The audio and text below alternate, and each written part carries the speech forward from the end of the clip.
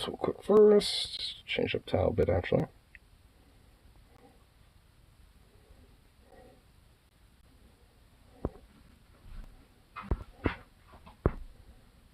Do-do-do-do.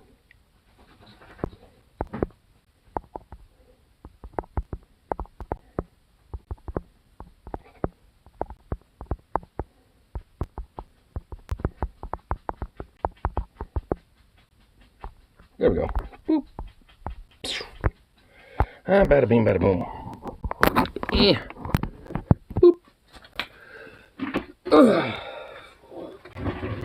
Oh my god, I'm fucking schwitzing. Schwitzing. Man, all the fucking walking home I had to do, Jesus Christ. Alright, there we go. Yeah! Come on, just fucking, there we go. I don't know fucking wipe my face off with. Ugh. Schwitzing. Alright. Ay. It's probably the latest I probably have done a stream, so I frankly don't expect anything to really happen tonight, but whatever, I don't give a shit. We'll chill. We'll have fun and chill. Ay.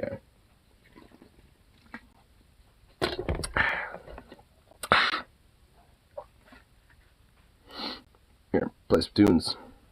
It's good tunes. Loud tunes. Loud and fun tunes. Party tunes. Alright. Because I'm definitely kind of a little bit of a party vibe. Not even gonna lie. I didn't even want to leave. Like, I was unironically thinking, like, is there somewhere where I could find, like, a bush that's not far away that I can literally just sleep under or something? I was tempted, man. I was like, I don't want to really leave. Like, I just want to stay until, like, the, like, dance part of things is totally done, have drinks and shit, and just fucking, just not give fuck one and just, like, spend the night over there. But I was like, nah. I need my real bed.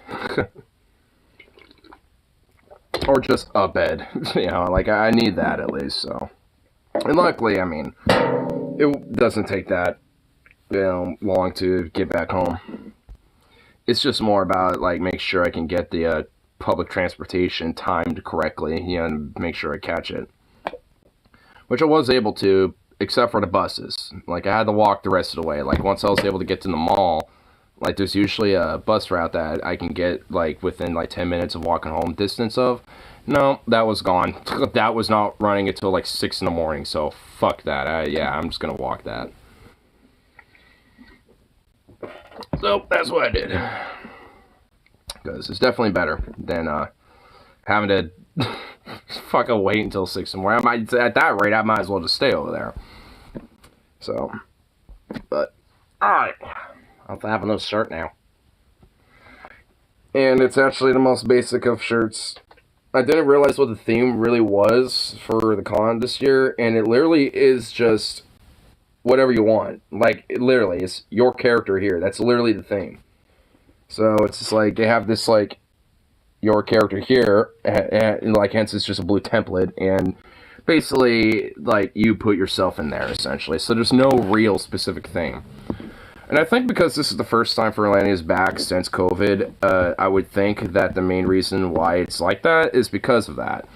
Because, like, the con itself is, you know, back after, like, 3 fucking years, so, like, at this point, it's just like, you know, hey, you know, we don't really have a set idea or theme, so fuck it, you do it. Like, it's basically putting it on the con goer to instill the theme. So, I'm just going as myself, frankly. I'm just wearing what I usually do. Wearing my fucking hat and shit.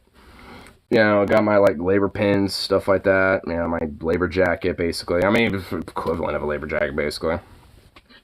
Though, actually, funny enough, there was actually, like, a lot of, like, labor agitators that were there.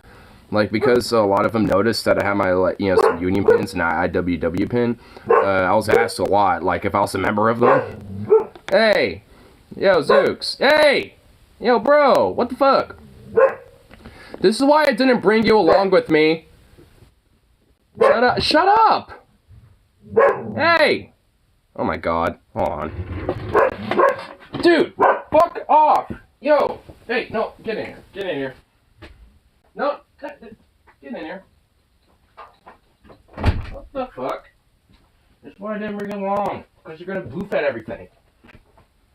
Anyway, but as I was saying though, like, there's like actually funny enough, like I was saying, like a lot of agitators because I had, or union agitators because I had a lot of people asking me questions on like, you know, if I was a member of the IWW or not, and you know, so we end up like I actually ended up having like a couple chit chats with a few people that were like members of other locals, and like other unions and stuff like that. Oh, shit, and other unions and stuff like that. So that's actually pretty legit.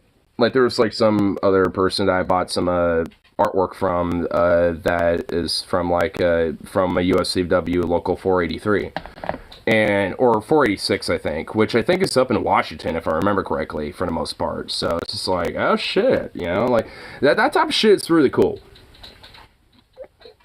Plus there's just like a lot of very overt just like progressive solidarity, so it really just feels like legitimately like just a nice like comforting place. Like it really did. Like that's why I was like, damn, I don't want to leave. I don't want to leave because it's like a rare place to where like you can feel legit, at least for me, like you could legitimately feel comfortable and not have to really fucking worry about anything. Like even if there is like some judgment, it's not like this like, what the fuck, bruh, it's like, you degenerate. It's never going to be about that. It's always going to be like, that's weird, but okay, bro, you do you, man. You know, that's like the farthest it will ever go. You know, and so there's like a sense of comfortability about being a little awkward and shit, and it's great. I like it. Plus just the overt, just kind of like sense of solidarity that like kind of comes with it. It's just nice. It's really great.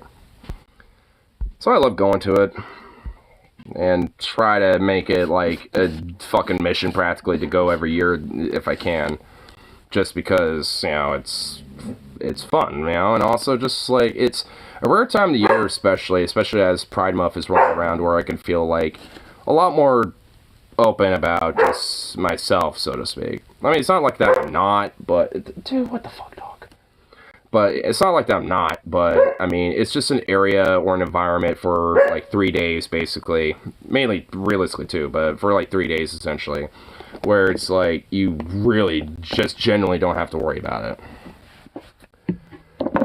And that shit's just nice. It just really is.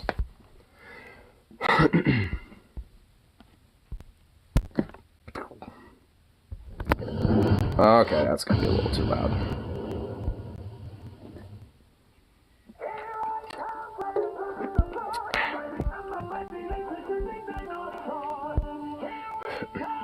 You're in war, wow, wow, oh.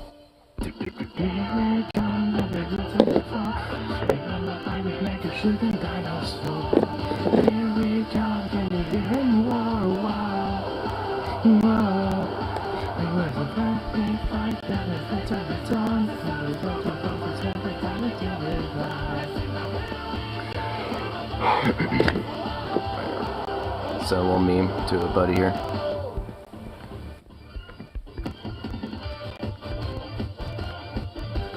There we go.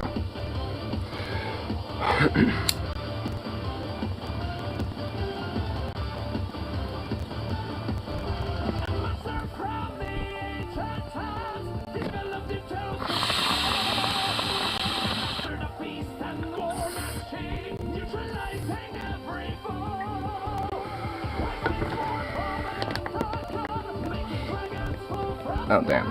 Nice. I barely smoked weed all day today, and holy fuck. Whoa. That really got me lit quick. Damn.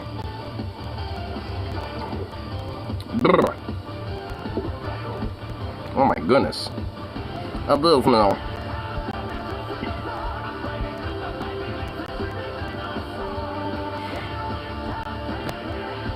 Ay, ay, ay.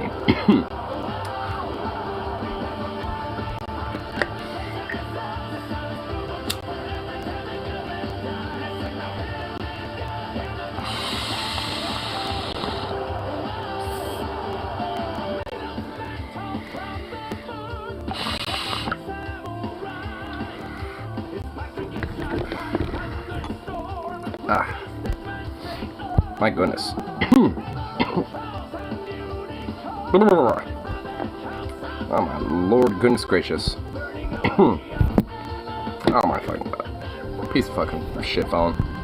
Don't be doing that. Don't be doing that shit.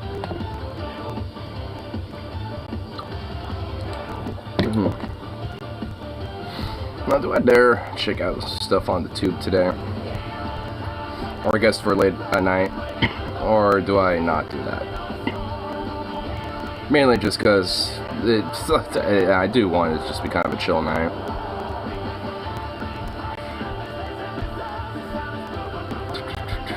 Let's see. Is there anything casual? Let's see here. What type of random little things that could be a little just more casual fun to check out? Oh shit.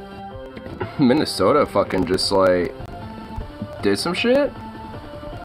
Over 30 bills passed. This is how you get shit done. Damn, Minnesota, what the fuck happened over there?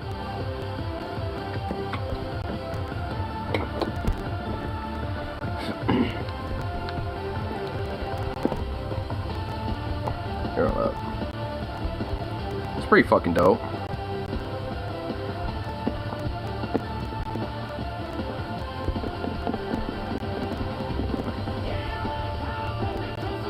Here, hold on, I'm just doing this real quick. Aye.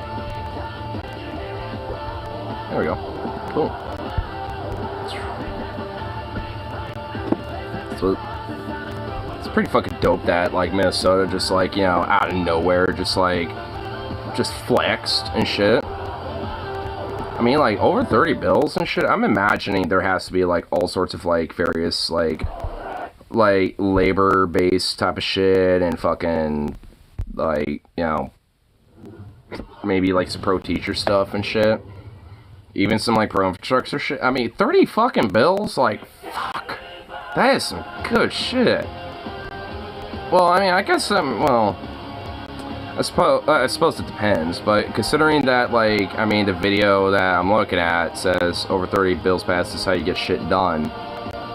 I'm assuming it's some good shit. I mean, you can't go wrong with that. You can't go wrong with good shit.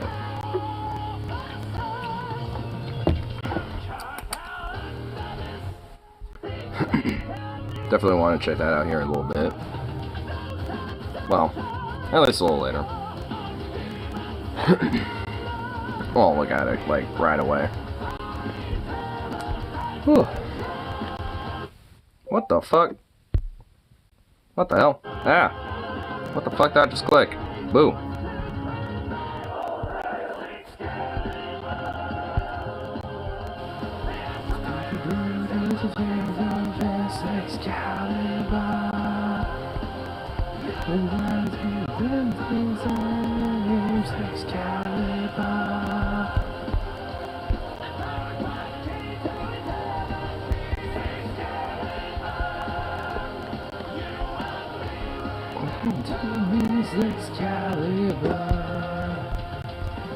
Oh, oops.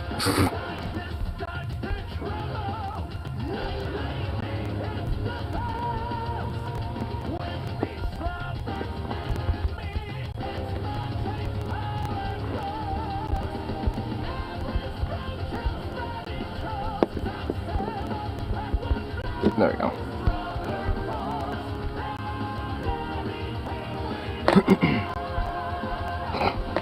I'm just sending a couple of these cute little bunnies that I fucking saw. Like, actually, I'm kind of surprised. Like, when I was on my way up to Furlandia shit, and going back home too for a minute, like, there's like some straight up some fucking bunnies that are hanging around. Like, I mean, I don't know where the fuck these little bunnies like happen to be so predominant, you know, up in North Portland, but look at this cute little guy. I just happened to look down as I was walking by and see this cute little bugger, and I'm just like, I just went, oh my goodness, what a cutie. What a little bugger. What a cute little bugger. It's just like this cute little baby, and I kneel down and just like, oh, let me try to, like, you know, pet it or something. And of course, sadly, it just didn't happen. Shared my bun vin. Oh, you shared my bunny video? Yeah, bunny bro. Oh, yeah. When the server comes to the table while you're chomping on your food and asks if everything's okay, and you're just like, is good. Is good. Aw. Nice meme. I like it. Yeah, I used like the last little bit of my phone battery on my way home to basically upload that video. There's like another one. I have like a little 10-second clip of the first little bunny that I saw, that little baby one. This bunny's meme. Oh, dude, that bunny was me today too. Like the guy at the Sheraton like hotel bar, like that dude was legit kind of a vibe. Like, I mean, he was legit kind of a charismatic, cool dude, and you know, like actually kind of gave me like a little bit of a not like a full discount, so to speak, but he kind of gave me a little extra, you know, when it comes to, you know, the stuff I was ordering. Just because he knew I was from the con, and it's like, so you joined the con, it's the first con, blah, blah, blah, and I'm like, oh, no, I've been here at least, you know, this is my third time at least, you know, I try to go every year if I can, but there's been a lot of years I haven't, but, you know, so it's like, oh, well, shit, you know, so he kind of gave me a little hookup with, you know, some of the drinks and shit. Cool dude. I'm pretty sure he's probably going to be working there tomorrow, so I'm sure I'm going to be hanging out with him a little bit more too. Just as well tomorrow. But man, it's one of those fucking things where it's like, you don't want to leave. Like, it's just like, because there really is like a sense, like, because it's true, like, where there's kind of like this post-con depression. And I was feeling it as I was walking away tonight. It's like, the con isn't even over. Like, it's just the first night, you know, and then there's one more night, and then there's one more day after that. So it's just like, it's not even over yet, and I'm already feeling it because I'm not there. It's like, it's just like, what the fuck? Catch up on DFF content. One of the segments was a Cartoon Girl tier list, and after reviewing, I have to say there was a bit of an oversight. A Cartoon Girl tier list? What episode was that? I don't remember that. I really genuinely don't remember that personally.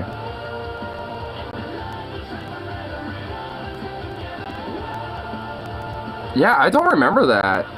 It sounds like I need to catch up on some DFF shit too, because apparently I missed something.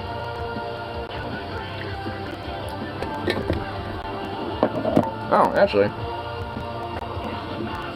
Hey, let me show off some of the stuff I bought with some of the artwork.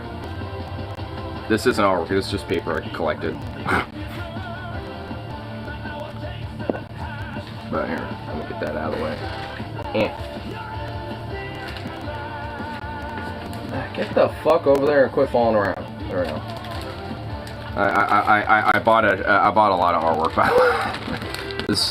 It was the one just before Thanksgiving, last segment. Just before Thanksgiving. So last Thanksgiving?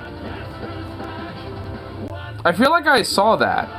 Oh, cool. Yeah, here, let me show you, yeah. None of it is NSFW, all of it's safe for work, by the way, so don't worry. But I got this cool little, like, goat picture with, like, you know, some lambs, just kind of, like, cute little lambs dancing around it. And got, like, a little skeleton, little dude just kind of hanging around there and shit. Then I got this one, too, from the same artist, which I thought this was pretty fucking dope. I'm gonna find somewhere to set those up. Then I got an original, like a total original piece that actually I was talking with at the den for a little bit, at the dealer's den, and found out he was like one of the different kind of like, you know, pro-labor dudes and shit that I was talking with and stuff. And I got one of his original art pieces. Like, this is like one of the initial originals, which is pretty fucking dope. I was just like, you know, out of the ones I was looking at, it's like, that one really stuck out to me, and I was just like, you know what, I really gotta check that out. Oh shit, it actually has his name on there. It's right down there. So that's the artist.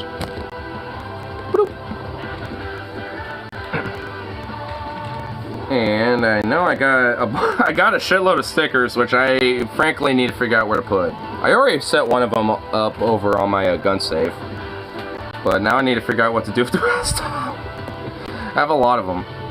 I'll put those over there for right now. And let's see here. Here's the oversight. They said not just looks, but also go for marriage material. And here's the thing for the cartoon women who are the moms. Would that mean I have to be the kid's stepdad? Probably. But, I mean, that depends on the kid, I would in my opinion, I would think. Like, if you have, like, a kid that's, like, I don't know, like Dexter or some shit, like, from Dexter's Laboratory, obviously, his mom is married, but let's say that they had a divorce or whatever the fuck, let's just infer some random scenario. Like, I mean, because low-key, though, like, if my stepson was, Dexter, like, I mean, low-key, though, that would be pretty fucking cool. Like, I would be hanging out with my kid all the fucking time and just, like, be vibing with him and all that shit. Like, I mean, that would just be my opinion, personally. Like, if I had, Dexter as a friend, or as a son.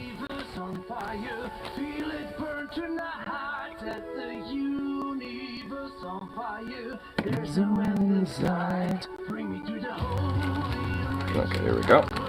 Here's some of the other stickers I found. Actually, I don't even really need to put them out. Got these really cool looking, like, trans Doberman doggos. And then, I also got, like, a little woof. I'm probably going to put these on my gun safe, or at least one of them, for sure. Especially with how, like, how sinister this looking and shit. Ah! Now I'm dropping shit. No! Yeah, put those over there. Go for my little, chunk of various different things here. I feel like Dexter would be fine because he wouldn't really bother me much. Well, that's the thing. In fact, honestly, I feel like he'd probably be annoyed with me trying to hang out with him. So, like, I mean, all in all, like, I mean, that's why I kind of feel like, Dexter would be, good, because, like, he'd mind his own business, and for the most part. And if anything, like, I mean, he probably either, at minimum, wouldn't necessarily mind too much, or just be slightly annoyed. Dee Dee.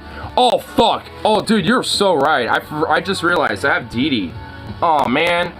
That would basically mean that I would have to deal with her ass. Yeah, dude, I wouldn't want to deal with Dee Dee. You're right. Oh, here's some of the other stickers I got, by the way. I like this one. This one's really pretty fucking awesome. And this one, too. Obviously from the same artist, but... And then they gifted me this one, too. They just, like, kind of slid that in there. Yeah, it's like a little gift. And I was just like, ooh. Did a message on your stepdad show? Oh, I didn't even see it. Because if that's the case, Helen Powers getting bumped the fuck down because I can't deal with kids normally, let alone with the ones that fuck with superpowers. Yeah. That's fucked twice, so not sure. No, well, I think if you're a mod, YouTube is a lot more loose about it. Because I noticed that YouTube is a lot more, like, okay or pardons, very vulgar, messages by mods. Not people who aren't. So, I mean, all in all, I feel like, that's probably what's going on there.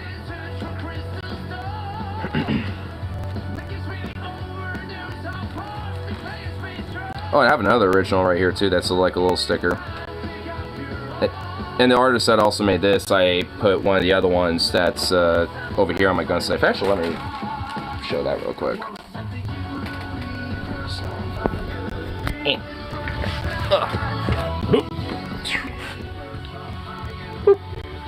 But that's the other one I put on there. Especially considering, with my gun safe and with all the other ones on here, especially like this one or that one stuff. I mean, it most certainly fits. I would put it on like this, but it's, as you could tell, it's pretty, wait, what the fuck? I just have a 50 hanging out over here. Okay, there's a 50 over there. I did not notice there's a... I didn't even know that was there. Free 50, sweet. I'm not even kidding. I didn't even know that was there. But like I was saying, though, like, I can't really put that on this, on my ammo cans. So, it goes right there. Oop. Oop. Yeah, dude. Unintentional $50. Actually, I'm gonna use that tomorrow for sure. Like, that's... I just, like, happened to slide that over, and I'm like, there's a 50. Oh, shit. That was just unintentional. I did not even know that was there. That was seriously unintentional. So, cool. Now, this is gonna be used for the con. Actually, this is even better, because I only... Like, I have, like, a few hundreds left, but I'm trying to save that for Seattle. Like, so I'm using my last 100, and, well, last 100 for this, and then my other 200 I'm going to use in Seattle. So this actually really immensely helps. Because, oh my god, man, you know, like, drinks are good and quality. Love bartender at the Sheraton Airport, but oh my god, is everything expensive over there. I mean, it's at the airport, so of course it is, but I mean, oh my god, dude. I feel like I spent more on drinks and food than, like, art and stuff. Like, seriously, it's just like, what the fuck? People still talking about this? James is a real one. After nearly a decade of outrage-driven social media engagement baiting, there's some really refreshing about a creator. I'm just saying, look, I know you're expecting a review for this, but I don't think I'll like this movie and I don't want to engage. This video irreparably damaged culture. Ghostbusters 2016, no review, I refuse. James Rolfe.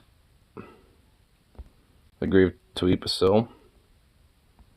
I mean, yeah, I agree with the tweet, but, dude, why is this fucking moron talking about this? Like, seriously. For the record reason, I will not be watching Little Mermaid. It's not oh my, dude, it's because of the mermaid that this gets brought up? Dude, are we serious? Well, not really, since their creepy fixation on our cartoon Ginger is because the Disney live-action remakes are consistently soulless CGI laden cash grab straight from the body colon of hell. Or bloody colon of hell. Dude, it is. This is absolutely agree. I have nothing to contend about this. Like, the reason why I don't like a lot of the live-action Disney movies is literally just because of this. Like, I mean, there's nothing about racism or some fixation on this or that. It's just that they're sold as cash grabs and they're just gonna fucking suck because of that. That's why. I mean, you know, that's just kind of the thing about it. I mean, from what I understand, The Little Mermaid looks like it's not going to be the worst out of the live actions. I mean, mainly because of the actress playing The Little Mermaid. Because from what I understand, she's like pretty much the only thing that's basically going to kind of she's basically going to be carrying it with her entire back. Like, the entire movie's going to be on her back. Like, this essentially is what's going on. And it's like, man, like, I really just hope that she knocks it out of the park, you know, to at least, you know, make the movie at least somewhat watchable.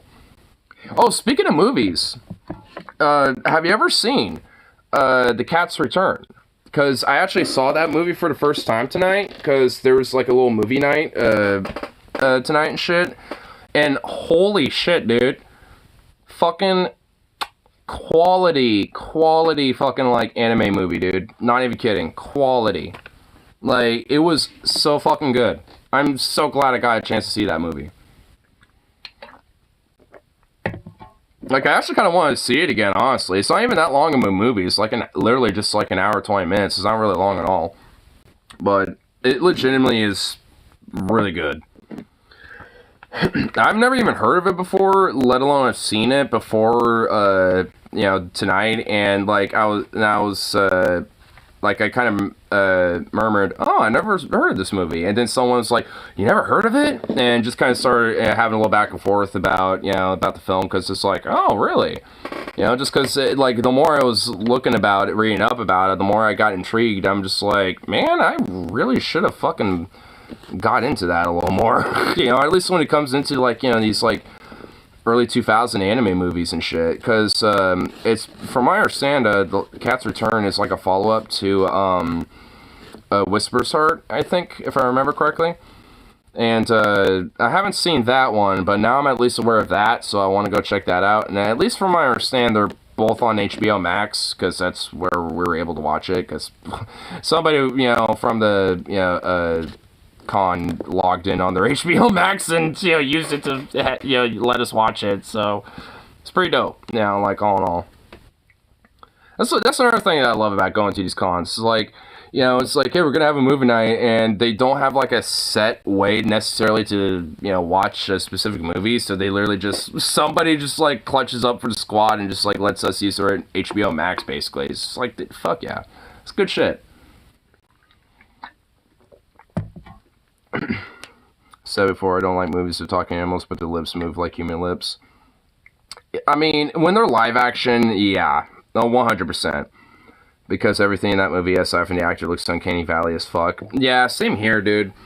Dude, all the weird fish and shit look goddamn creepy. Like, they just do. Like, absolutely, man. Like, if they're going to, like, do some live action, either, like, do some sort of a blend or some shit where, like, the live action animals are overtly cartoony to the point where they don't necessarily look realistic and at least, but I can at least fit in, but aren't uncanny and weird looking, because this hyper semi-realism and cartooniness that only works in animation, not CGI fucking, you know, live action shit. Like, I mean, honestly, like, they need to take a hint from fucking furries, frankly. Like, because furries are, like, the master of semi-realism when it comes to, like, cartooniness and shit. Like, deadass. Like, I mean, whether it's, like, art, animation, even fucking fursuit, frankly, for fuck's sake. I mean, it's, like, furries are the master of semi-realism when it comes to shit like this. Like, deadass.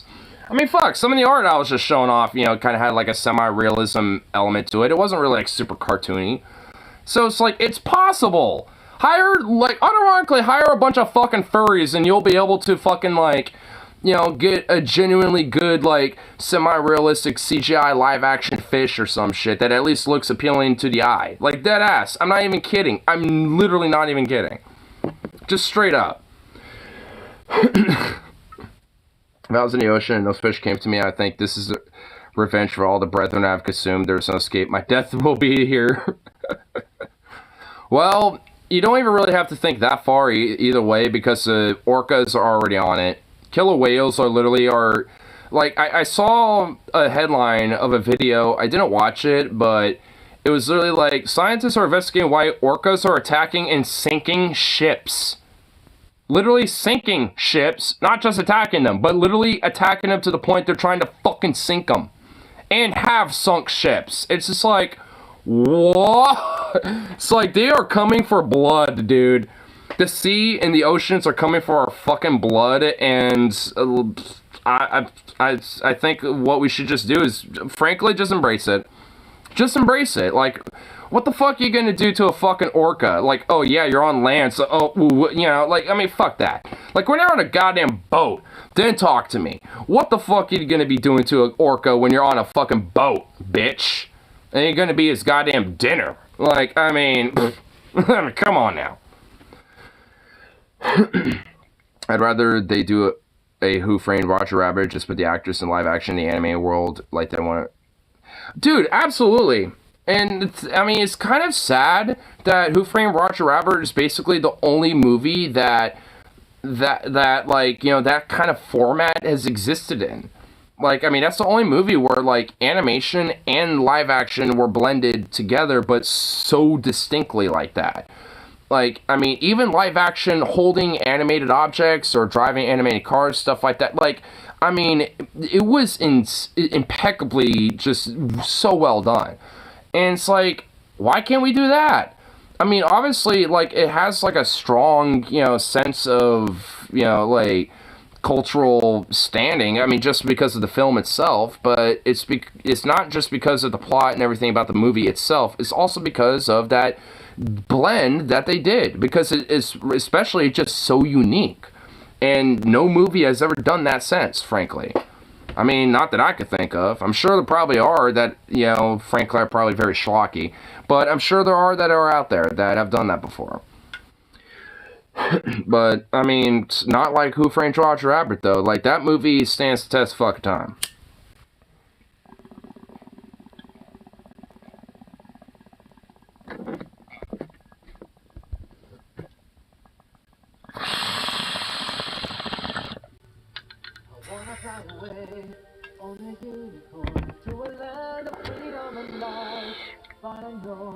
Guy went to some kind of portal in New York or something, ended up in an animated Disney World.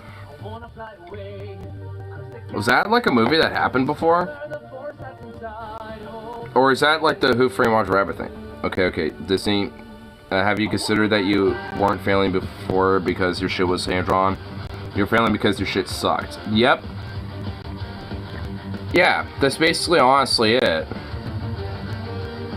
No different. Oh, okay. Well, yeah, I haven't heard of that one. guy went in a portal in New York or something and ended up in an animated. Yeah, I've never heard of that movie. At least it doesn't sound familiar.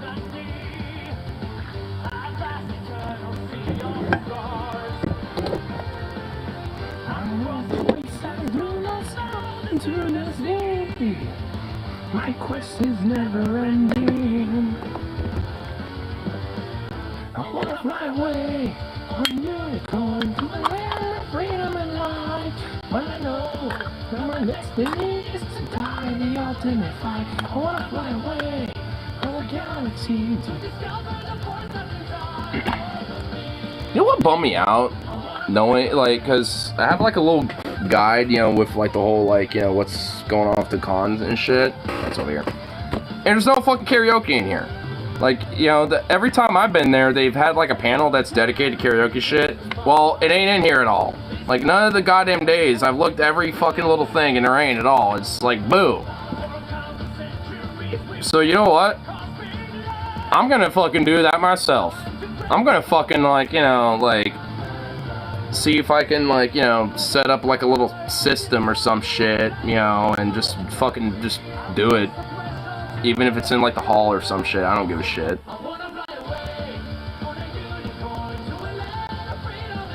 I mean, there is, like on Sunday, the last day, from noon to 1:30, there is a You Do Improv, which says, come watch or get up on stage and do some improv comedy.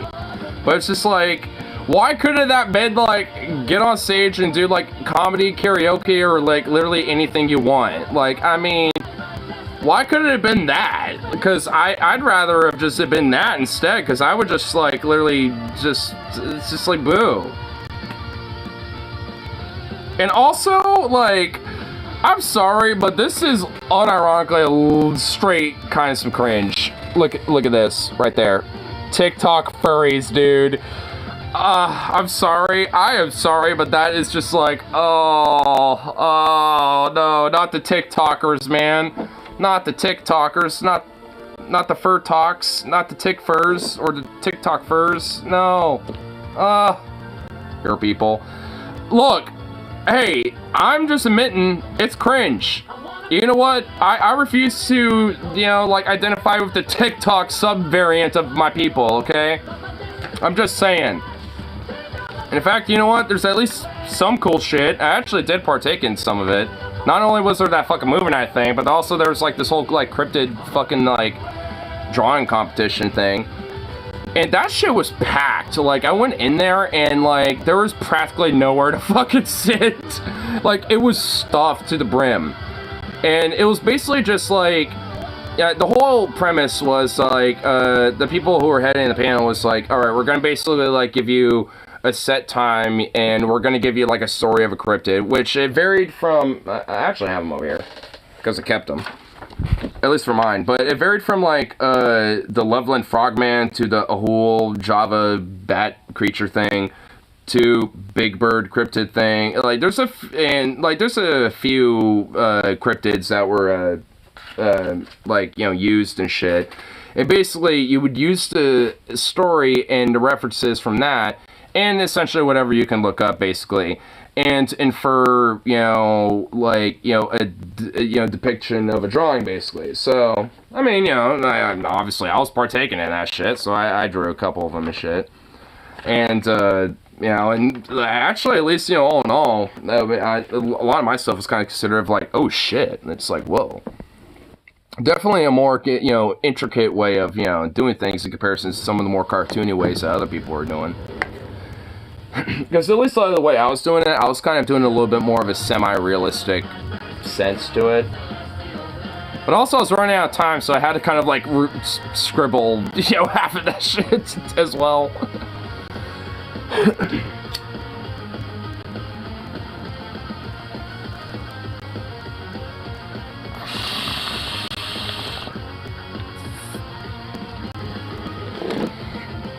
But at least in comparison to past years, it feels like, I mean, panel-wise and stuff like that, it really isn't, like, as much, but, I mean, it's still fun.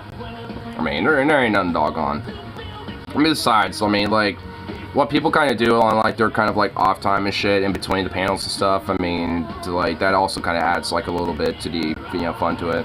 Now there's people playing like D&D, like there's some people just chilling playing some D&D in the main lobby area. Like there was a few other people just kind of playing some other games and shit. So I mean, like there's all sorts of stuff that are going on. And me and one or two other people were playing music. I brought my acoustic guitar and was just playing that and jamming out for like an hour or something. So, at some point tomorrow, I'm gonna see where I could kind of like set up, an area to where I can attempt a little karaoke or some shit, and get other people involved with that too. Because if so, that actually be pretty fucking legit. Because I've seen some pretty, I've seen like impromptu, like little like basically like panels set up.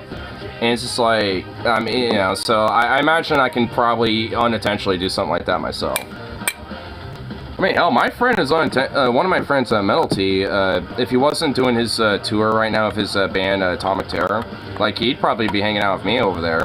But he's always been, like, at least every year so far, kind of like a guest of honor, so to speak, because of his guitar skills and shit. Because he would basically be like a featured guest for a lot of the different DJs and shit, to kind of like, be adding on to a lot of their sets and shit. During like the dances and stuff from like 9 to 2 in the morning.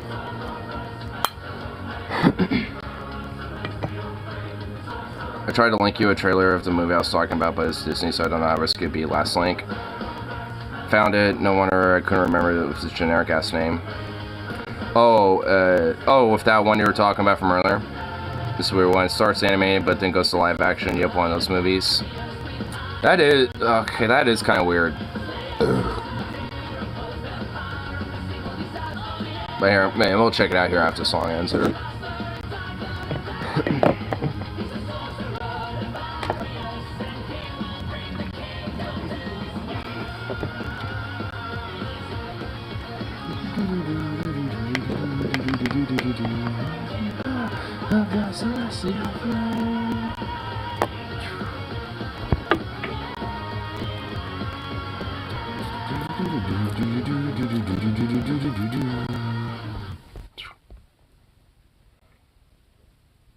Oh my god, it's on IMDb. Enchanted?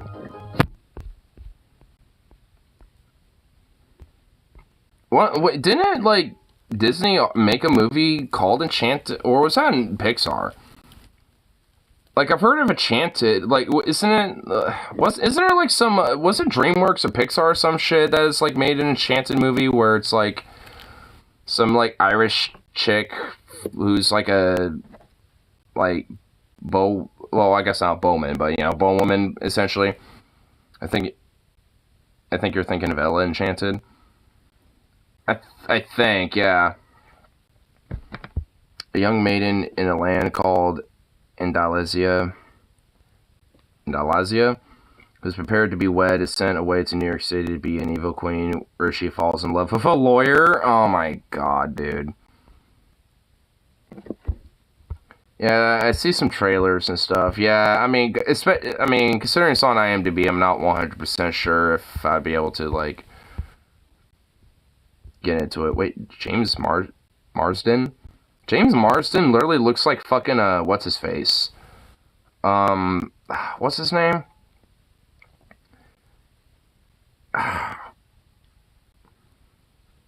He looks like, again, what's his face? Like, he was like the fucking, Goblin's son, like, the original Spider-Man, so like Tobey Maguire and shit. I'm forgetting his fucking name, though.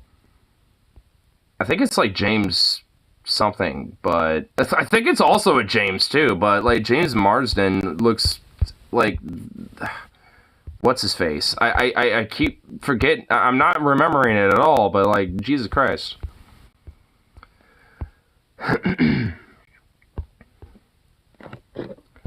What the fuck is his name?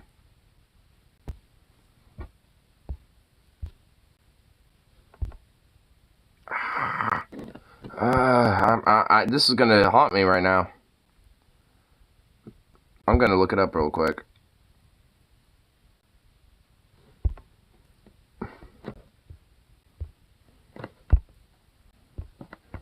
I'm just gonna literally use, like, Spider-Man to do that with. I'm assuming yeah, cast.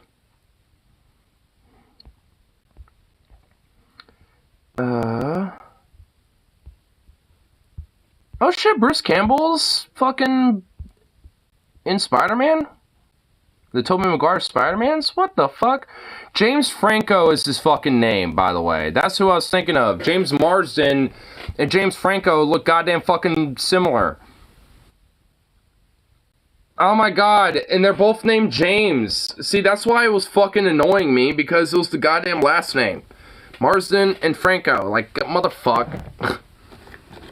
Ah! Secondly, wait, hold on. Might be NSFW, but I'd say if you consider this to be outright porn, then you have to be at least one of the most down bad people I've ever seen. What's this? This children's book in Germany. Why does the leftists really want to teach kids about sex? What? What's going on here? Well, I mean, I can't exactly read this because it's in fucking German. Sex ist aber noch mehr als Babys machen. I think it's talking about how babies are made. In this first one. And this second one here. Teaching kids about sex.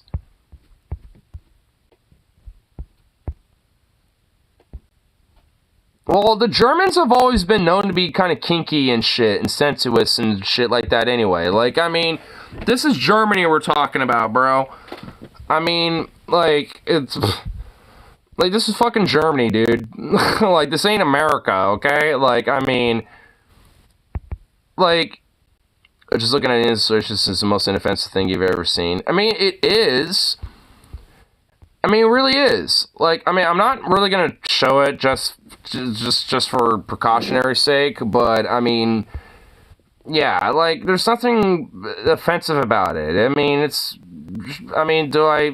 sure, should, like, maybe a 5-year-old be, like, seeing that? I don't know. I mean, I'm sure, to an extent, I guess it's odd, but, like, it's not that bad. It's not that big of a fucking deal. It's a little odd, but that's, like, not that fucking goddamn ridiculous, honestly. Like, I've had books that were kind of similar in nature like that anyway. Like, they were teaching about sex and biology and stuff and shit. I mean, it didn't go in, like, that fucking vivid detail, but nonetheless, I mean, it basically would teach that shit too. So again, it's Germany. They're just kind of weird like that. I don't know. Like, what do you want? Like, guy thinks that porn is probably against a hard on seeing the woman symbol on the public restroom door. I mean, no shit, dude.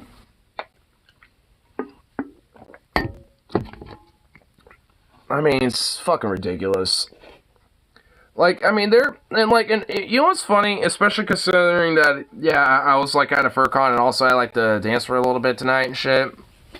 Like, bro, you know how many people were wearing, like, you know, broadly that, you know, could be considered kink gear and shit, but, you know, how they were wearing it was just platonic as fuck, because they're all just having platonic fun and all that shit? A lot! Like, a shitload of fucking people. Like, I mean, it isn't, like, that big of a deal. It's, like, the only reason why shit like that becomes inherently sexual is because, like, you make it that way. Or you make it, you know, in that sense. Like, there's plenty of people fucking wearing, like, you know, what broadly could be considered, like, bondage gear and some shit like that. Like, collars and shit, whatever the fuck. But they're not, like, you know, having, like, some orgy in the fucking dance hall or some shit. I mean, good fuck lord. They're doing that in their hotel rooms. I mean, it's just fucking give me a break, man. It's like, good lord. It's like, do you really think that, like, you know, queer people are just trying to, like, you know, push sex on everything or some shit? Like, is that really seriously what they fucking think? that, like, anything that remotely does with queer, that has to do with queer people is just inherently, like, some sex-based shit. It's like, even if there's, like, some platonic use of what could be considered kink, you know, gear or whatever the fuck, I mean, you know, it's like, that falls in the same category. It's not sexual at that point. I mean, same thing for fucking, like, drag and shit. It's like, can drag be sexual? Sure. But predominantly, and as a foundation, it ain't. It's like, fuck, what the fuck? It's like, Diaz mio, man. Saw some reviews on Amazon of it, and it was like, how dare it. They showed this film to kids. It was like, oh, this book is great for teaching my kids about sex without being extreme. Well, yeah, I mean, which is fine. Like, which is why, you know, I don't got a big deal over it. I mean, you know, the illustrations, you know, like, maybe a little odd. I mean, sure, but, like, whatever. There's no way to teach them about sex without at least putting an idea, either from an image or description of what the act looks like. I mean, yeah. I mean, that's kind of the thing. Like, I mean, you know, to a certain extent, I mean, a kid's gonna know this shit. They're gonna learn. You know, like, it's just kind of like, you know, I guess in my mind, like, where's the line to where you show that? Or I guess, like, show a lot more of the, you know, details or, you know, the description of the act and shit. I think, you know, a lot of it kind of goes around that, so to speak, I think. Which, I think is kind of fair to, you know, like, maybe find a little line to say about that, so to speak. But, you know, to make it, like, some weird thing that, like, oh, it's because, like, you know, if you have it younger or some shit, you're going to be indoctrinating or grooming kids or some shit. Like, fuck no. That's not it at all. Like, it's just about, like, you know, like, can they comprehend it? And if so, like, are they going to actually understand what that is and be able to realize, you know, what it is and all that type of shit, right? Like, it's more about that. You know, it's like, when's the appropriate time for a child to start learning about that, you know, considering, you know, what their age may be. Like, to me, it's more about that type of shit, not, you know, anything else. Better through a book than them stumbling across some fucked up shit online. Exactly. I mean, honestly. I mean, because, look, I mean, I'll be blunt, like, outside of, you know, basic education I got for, you know, school and shit, a lot of stuff that I learned was, frankly, through the fucking internet. And a lot of it was, well, you know, it's like raunchy, you know what I mean? So it's just like, yeah. I mean, I wouldn't necessarily say overtly fucked up, but there, you know, it's like there was definitely some raunchiness and shit that, frankly, I mean, I'll admit probably played a role into, like, you know, at least to some extent, you know, where my kinks are and shit, a little bit. I'm not going to, you know, go too much in detail about that, but, you know, just all in all, played a role, like, environmentally, so to speak, about that. Inside a mental engineering guy in his 40s dragging his tongue over the restroom symbol. Oh my god, why? Ah! Fucking hell, man! The fuck? I don't want to imagine that, now I'm imagining that. Imagine some weird creeper fucking, like, conservative goober doing that, dude. Like fucking Eric Schmidt or some shit, and like, you know, like doing some shit like that. I need to protect the sanity of the, you know, of biological women, bruh. And I am so insecure about my sexuality that I need to, you know, lick this sign. Or this restroom symbol or some shit, dude. Oh my god. I don't know. Well, I don't know either, man.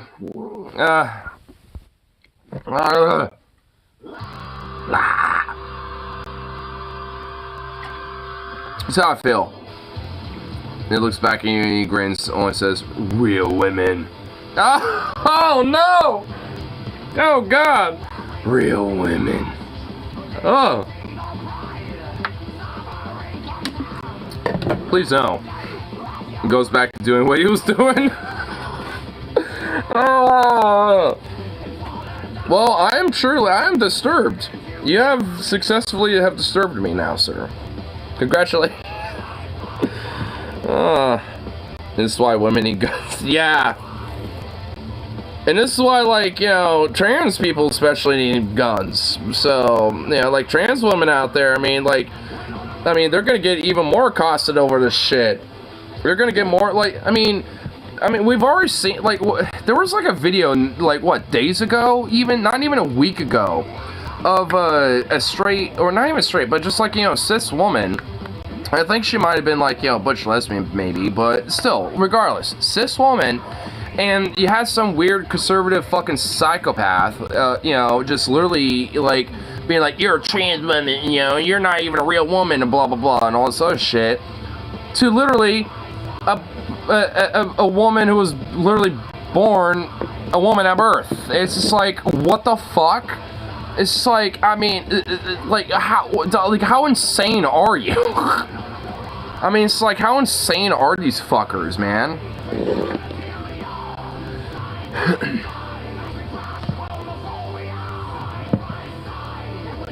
By the way, why the fuck people think that Scotch against trans women? Last I checked, I know this is crazy, but dangerous sociopaths tend not to care about the rules they can easily break. I mean, yeah. For real. I mean, hell, like, I mean, considering how, like, progressive and woke, you know, in the environment I was in at, you know, the FurCon and shit, I'm just saying that, obviously, you know, like, just because that's what a conservative would literally think this con was, like some woke crazy shit or something, you know, and basically, like, yeah, like, I mean, when I was in the bathroom, guess what? You know, it's like, they have, like, men's and women's restrooms and shit, but frankly, for the most part, like, every now and then, there was probably a guy that might have been, you know, biologically a woman, but I don't fucking know, and I don't really give a fuck, because as far as I'm concerned, they're a dude. They're a guy. They just happen to, just, you know, identify differently about that, and whatever. Like, oh no, And guess what? You know what they were doing? Doing their business just like I was. Like, there was, like, it's in and out, wash your hands in and out. Like, no one gives a fuck. No one cares.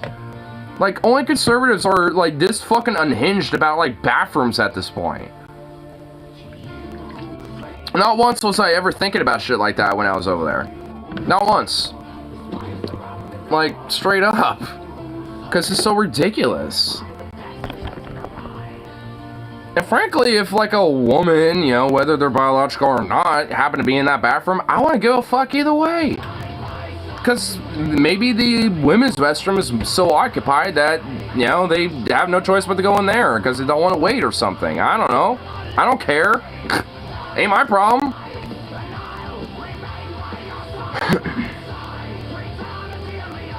It's like, like these fucking conservatives, man. I was gonna sexual assault someone, but you know they went into the restroom, so I'm gonna abide by the law and not go in. It's like reaching home base and I seek. Like, you know, it's not people who are genuine with the right thing. Yeah, no shit.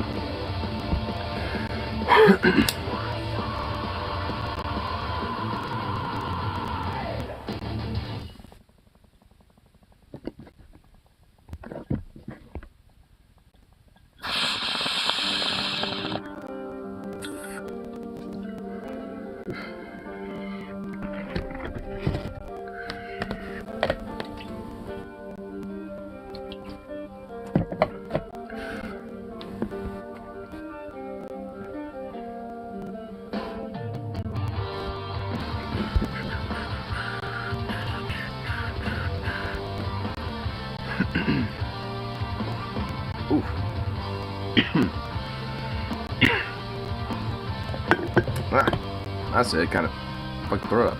Dang.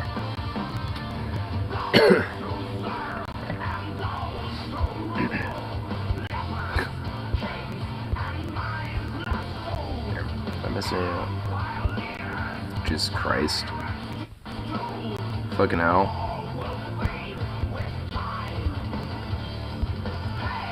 Then you run the hooker. Wait. What? Then you run a hooker over and get your money back? What the fuck? Is this supposed to imply that, like, white Jesus over here is fucking playing Grand Theft Auto? Which, I'm pretty sure, like, Jesus, as a character, probably wouldn't be doing that.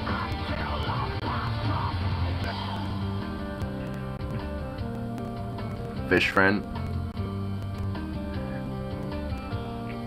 For the backstory for this is scuba diver and fishy. They've known each other for 30 years. One time she was injured, so he came down every day for 10 days to feed her 5 crabs because she couldn't feed herself. So underwater bestie. He'd probably be like, "What's GTA?" So yeah, Jesus, yeah, he probably would be. Aww, look at that little fishy. Dude, that's a weird looking fish, honestly.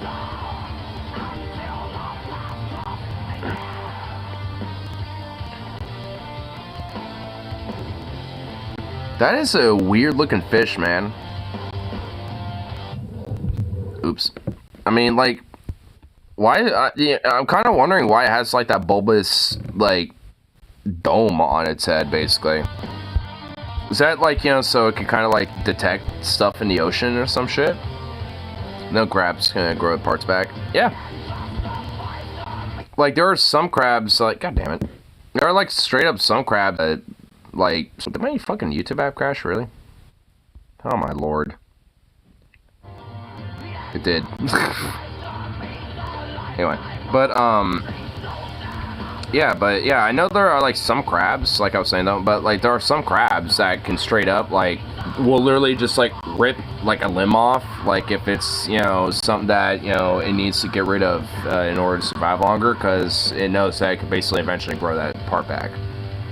Reminds me of blobfish. It kind of, I mean, it would if, you know, it was a lot more of a deep sea creature, honestly. I mean, it's not really that much of a super blobfish.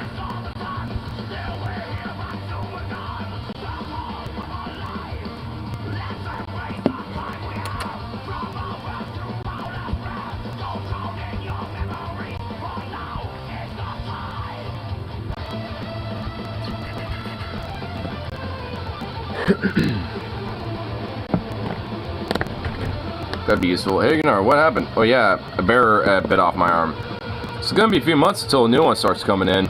I mean, honestly, like, you know humans would have, like, far, like, less consideration for risks and shit if that was the case.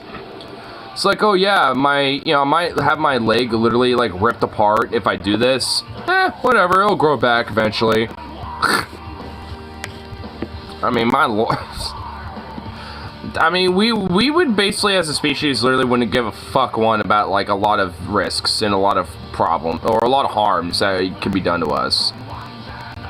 Like, imagine, like, you know, Florida man, dude. Like, imagine, you know, how more riskier they would be trying to go for bigger gators and shit, and having their arms ripped apart. Or their legs ripped off, you know, because they'd just be like, oh, I could go that bad. I mean, in a way, like, I feel like we would actually create unintentionally more problems if that was the case. Like, we would probably have a lot more problems, you know, more so than not. Well, I guess society would probably be, like, I guess, maybe, you know, like, at least in consideration of that, so. I mean, maybe there at least be, like, maybe like certain things in place to be like, hey, don't do that. Yeah, well, you know what? I think our fucking privatized self-care system actually legitimately probably like, you know, that would probably prohibit that, because if it costs like $8,000 or some shit, or whatever the fuck as it is already, or whatever the hell, like, I mean, or even frankly, even way more than that, you know, in a lot of instances when it comes to instances like this, I mean, that would probably prohibit you from taking these risks either way, so. No joking, can you think of a single thing about Florida that's exclusive to the state? All I got is the Ripley Museum, and that list ends there. Ripley Museum, sure. The Kennedy Space Station? But that's not exclusive to Florida because there's different space stations in other states. Universal Studios?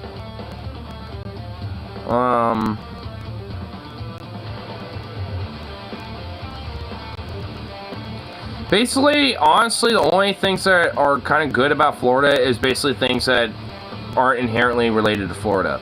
They just happen to be there. So, Frankly, yeah, there really is dead ass nothing good about Florida. The only things that are good just happen to be there, and that's it. Like, it's literally a Nazi fucking shithole. Like, I mean, as far as I'm concerned, like, Florida as a state is like a Nazi state. Like, as long as DeSantis is in power in that fucking state, like, it's just like a Nazi shithole as far as I'm concerned. Like, I'm not even being hyperbolic. Like, I genuinely believe that. Like, it is just a Nazified shithole. Like, the NAACP, you know, has established a travel advisory over there. Like, I mean, basically, if you're trans, like, I mean, if you're not moving, even if you have to hitchhike, you know, out of that fucking state, like, you're insane.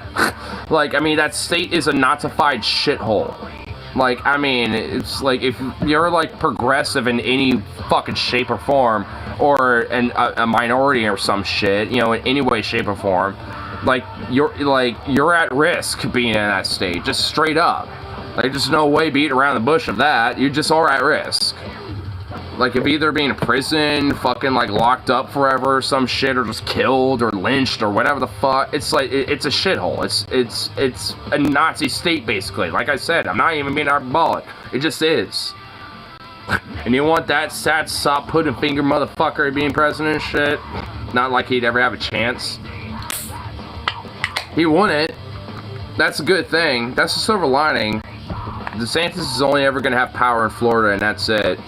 And he's jeopardizing that now. Just considering how much of a fucking failure his presidential announcement and campaign has been so far.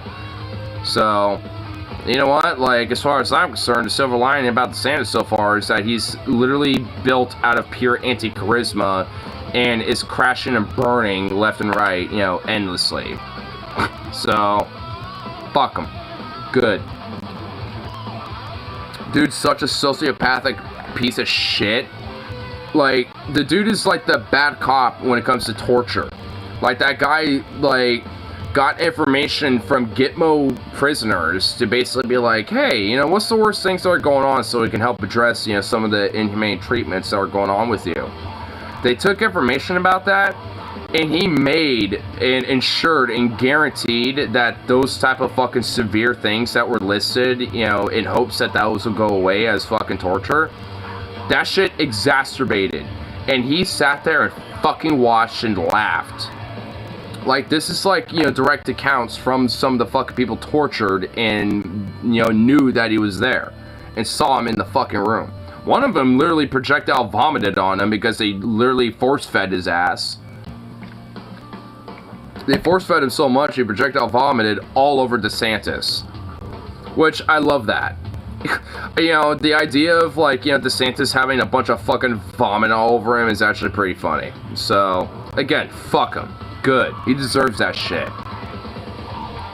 He deserves to have an entire fucking, like, gigantic fucking bucket of literal fucking, like, diuretical vomit just dumped all over his ass. Like, I'm not even kidding. And also, like, make sure the temperature is at least 300 degrees. Like, make sure that shit's fucking boiling. I want to be like a tar feathering, you know, when it comes to him.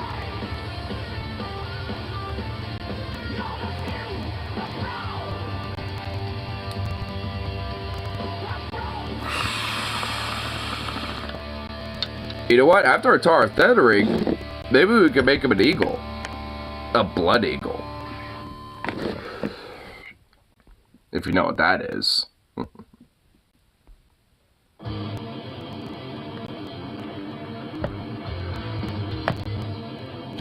And also, it'd be very fitting, because we can make sure that his little bloody wings fly. I shouldn't have said it like that, sorry. There's a saying, a day in hell is worth a millennia in Florida. Yeah, because hell at least would be pretty awesome. There'd be a lot of, like, you know, kinky, degenerate, fucking, like, you know, like, degenerate, raunchy edgelords. There'd be, like, fucking epic metal. There'd be this playing in the background endlessly, basically. There'd be all sorts of epic shit going on. I mean, there would, like, I mean, you can't go wrong with, like, you know, hell, honestly. That's why I identify with more being, like even though I'm an anti-theist and an atheist personally, at the end of the day, I identify with Satanism as like an ideology more so than anything else at this point.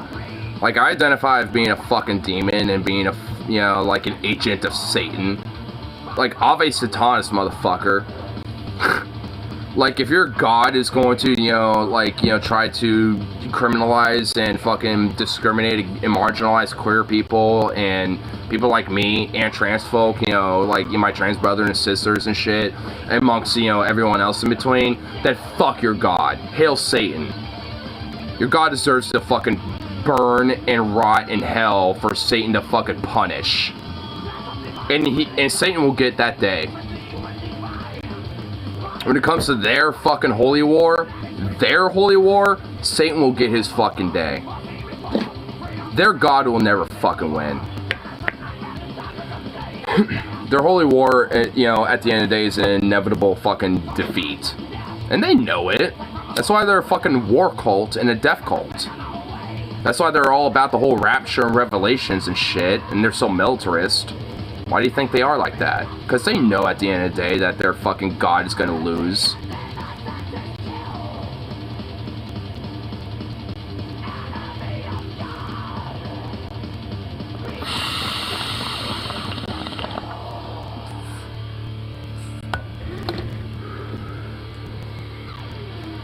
Got your rose story about that, a couple actually. Nice. I need to get, like, back into kind of, like, story writing. And drawing, too, frankly. Like, honestly, like, I mean, with that whole, like, little, cryptid, like, contest panel thing, like, that was, like, the first time I drew in, frankly, in a long fucking time. Still got the chops for it, but I just need to get back into doing that again more often. Just haven't drew in a long fucking time. I've done more writing, than drawing lately and shit. Maybe collab, do a graphic novel. Oh, dude, fuck yeah. Honestly, yeah. I mean, I'd be down for that. I'm not even kidding. Like, I need to kind of get back into drawing anyway, so, I mean, I will admit, it would be kind of in, like, pencil / like, pen form and stuff, but, I mean, you could digitalize that. Like, so, I mean, it ain't that big of a deal. But, dude, oh, hell yeah. And plus, I can literally just directly send you the fucking, pieces, too, as well. So, I can do that. Then you would have originals. You would have some originals of mine. So I have some stories of human animal characters. Anthropomorphic characters. You mean like anthropomorphic? Because, like, human and animal hybrid is just anthropomorphic, so, yeah. Because I got, like, a little bit of a gumption with that. I mean, when it comes to, like, my art style, a lot of it, like, I do better drawing, like, animalistic features, and when it comes to, like, human features, I definitely do better with, like, broadly, like, the body and stuff like that, but when it comes to, like, human heads and faces and stuff, I don't know why, but it's kind of tricky for me. They always, like, every human I've drawn has always looked more like a fucking elf than anything else, because it looks so, like, pointed, like an elf. So it's like most, like, humans I draw just look more elvish than anything. They're like elves without the elf ears. But when it comes to, like, anthro / like, animal characters or something like that, like, I do pretty good with that, so. I mean, fuck, even though, like, with the weird, like, a whole, like, Java cryptid thing, I mean, I did, like, I mean, that was, like, the one thing that, like, kind of stood out, even with the, panel head being like, oh, shit, like, whoa. It's like, that's a very, like, interesting, way of, like, interpreting the damn thing. Because I always like, at least implementing, like, a semi-realism and shit. Like, at least in comparison to a lot of other furry artists broadly, like, I kind of like, implementing a little semi-realism. A lot of furry artists like to add a cartooniness, to their type of shit. Nothing wrong with it, though. I'd be a bit of a cross since the main character is human, but we can get there when we get there. I mean, it's not like that I can't draw people, but they just, like I said, they kind of look somewhat like elvish in nature. I mean, just without like, the elven ears. Like, I mean, that's just like the main thing. I mean, it's just like, when it comes to like their nose or like their eyes and stuff like that, they're always like pointed. Like, even though humans don't really have like such hard points when it comes to those type of things. I mean, like, some people do. Like, some people kind of have, like, some more, like, pointed, like, cat eyes, like, or some shit, or a very, like, pointed nose. I mean, hell, my nose is pretty pointed. I mean, it's still rounded, but it's still very pointed. It's like, and then it just goes, it's like a very strong point. But it's still rounded, though. You can draw action scenes. Yeah, I mean, for the most part. I mean, it's like, it's been a while since I've drawn, like, a full-on action scene. I'll have to, like, honestly, like, find some of my old drawings. Because, like, I mean, I know I have, like, some old, like, art books and some old, stuff, that I've, drawn and shit, that I can at least, I have to dig some shit up. Because when I was, like, a lot more active at drawing and shit, you can kind of see a lot, of my skill and stuff, and, like, I mean, if I were to get back more into drawing more often and actually get, back into the chops, so to speak, I mean, I easily could, get back into that kind of type of skill again. I mean, and it's not like I haven't lost it, it's just rusty. I would just have to kind of, like, practice a little bit and just kind of get back into it again.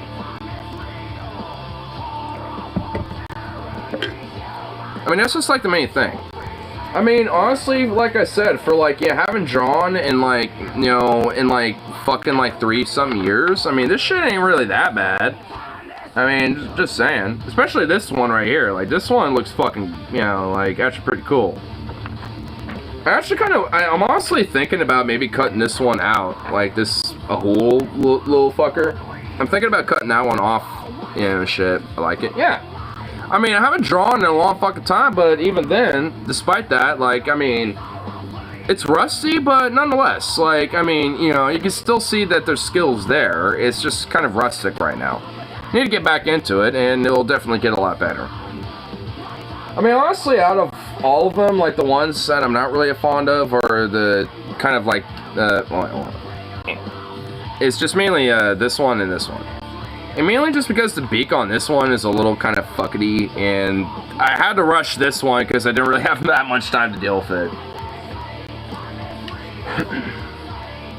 So, I mean, either way.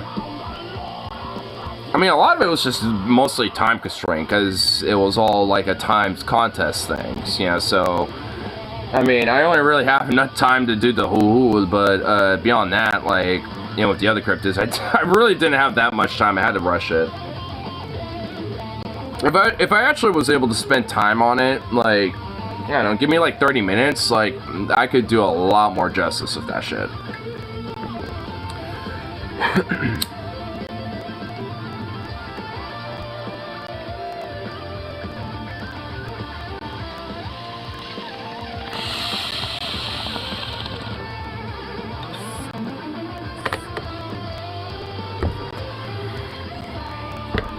But that's also why I have a shitload of other paper. Because when I'm gonna, at least, kind of practice a little more while I'm up there and stuff. In between panels that, I want to go see, I'm gonna at least, maybe hang out one of the tables and just doodle a bunch of shit and just, like, let it sit there. Ever come across a big action page in a comic but couldn't really enjoy it because there was way too much going on the page. Everything kind of mushes together. Yeah. I mean, honestly, there's some art that can be like that, too. I mean, for me personally, because I like, visuals, like, it's not really that bad because because then I can kind of, like, really look at, like, the detail of, the image. And just kind of, like, look at every small little thing. I mean, for me, it's, I don't know, like, it just kind of depends, like, there's a balance to it, like, I mean, you don't want things to be too full, so to speak, when it comes to, you know, like an art piece, but you also want it to be kind of filled up a little bit. It's like there's the whole thing called like 2/3 rule in art, where you want at least like 2/3 of your art piece filled up, but you don't want like, and for the other third, you want it at least, you know, either be at least some sort of a basic background, or at least, you know, broadly just some sort of a background. I mean, and if not, then whatever. That's not a really big deal. I mean, fundamentally, as long as there's at least 2/3 of, like, you know, an art piece that's filled up, that's really what matters. Like, I mean, you know, and at least when it comes to, like, you know, making a full art piece, so to speak. Like, if you're making, like, a full scenery, you know, type of thing. Like, having, like, 2/3 of, like, a scenery image, you know, filled up, is, you know, is, like, essentially kind of, like, perfect in a way. Because, I mean, having a third of it being just kind of like a background, you know, makes it so it's not so filled up, and where you're kind of straining yourself to, like, oh damn, look at all this shit, like, stuff here, there, oh my goodness. I mean, honestly, I mean, you know, just for example, just because, I mean, I happen to be, you know, listening to some music, I mean, let's look at this album. Like, I mean, the 2/3 rule is actually done very well here. Like, cause you got, you know, 2/3 where you got, like, some of it right here with this crazy, you know, background. Like, 1/3, like, I mean, it's honestly kind of literally delved into thirds. Like, 2/3 of it is filled up with, you know, this kind of demon-looking dude straight up playing this cool-looking demonic organ. Like, this is 2/3 of the image, is this right here. And then you got some of the background where you got all these, like, you know, undead souls of the damned or some shit going on here. I mean, and then, you know, the rest of the background is just the organs, you know, like the actual organs themselves. And they're also bloody too. Like, it's just a slight detail, but, you know, that little detail, you know, kind of adds to it. It's that one, it's that part of the 2/3. Like, that's a little bit of the detail of the 2/3 going on here. And also, I mean, like, the artwork, you know, works so fucking well with the album name, Temple of the Damned. Because you got, like, this demonic creature, and then you got the damned souls and the, like, you know, the dead, you know, of the damned over here. I mean, you know, so, like, honestly, like, the 2/3 rule is done very well with that album cover right there. Just as an example, just kind of prove the point. I mean, it's like the whole 2/3 rule, like, I mean, it's entirely filled. Like, the art piece, you know, as the album cover is totally filled up. But, you know, the whole 2/3 rule is still there. Like, because you can still have at least, you know, 1/3 of it being just kind of like a not really super detailed background, but it's still being there. And even if it is a little detailed, I mean, it's not really necessarily, like, the biggest, like, you know, specific thing, you know, to look at, you know, when it comes to detail. Like, at least when it comes to that album cover, the detail is, you know, the Temple of the Damned, you know, the, you know, orchestrator, you know, or the conductor of the, you know, the demon, you know, playing his organs. And the background is the damned souls, you know, all, you know, kind of underneath them, and the organs. So, I mean, it fits really damn well. Why does it feel harder at night? I don't know. Like, tonight also feels like that, too. Like, I was sweating, like, immensely, you know, walking home and shit tonight. Like, it definitely felt pretty warm. Even over here. I'm in a headspace where everything is super vibrant. Same here, honestly. I'm kind of in, like, that, like dopamine, vibrant, like, ooh, you know, kind of mood right now.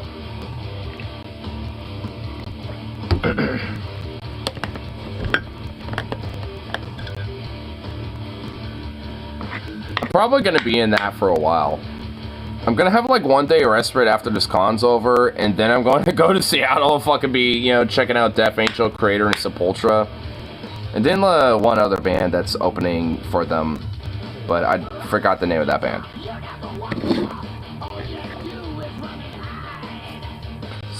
Slap me, you better body back me. I'm not a man, you should ride. Not in your months, it's like you're gonna run as fast as you can. Let you ride you off, and you're brave enough. Stand up and fight like a man. You better stop running, cause you know they're not coming. Cost and loaded and I never miss. The more that you get, and I'm lame, and then I'm adding your name to my blacklist. Trippy? Wait, what's this? Stunning picture of Jupiter. Whoa, dude. Whoa. By the Juno probe? Bruh. Dude, look at these fucking clouds. Dude, those fucking clouds, though. Holy shit.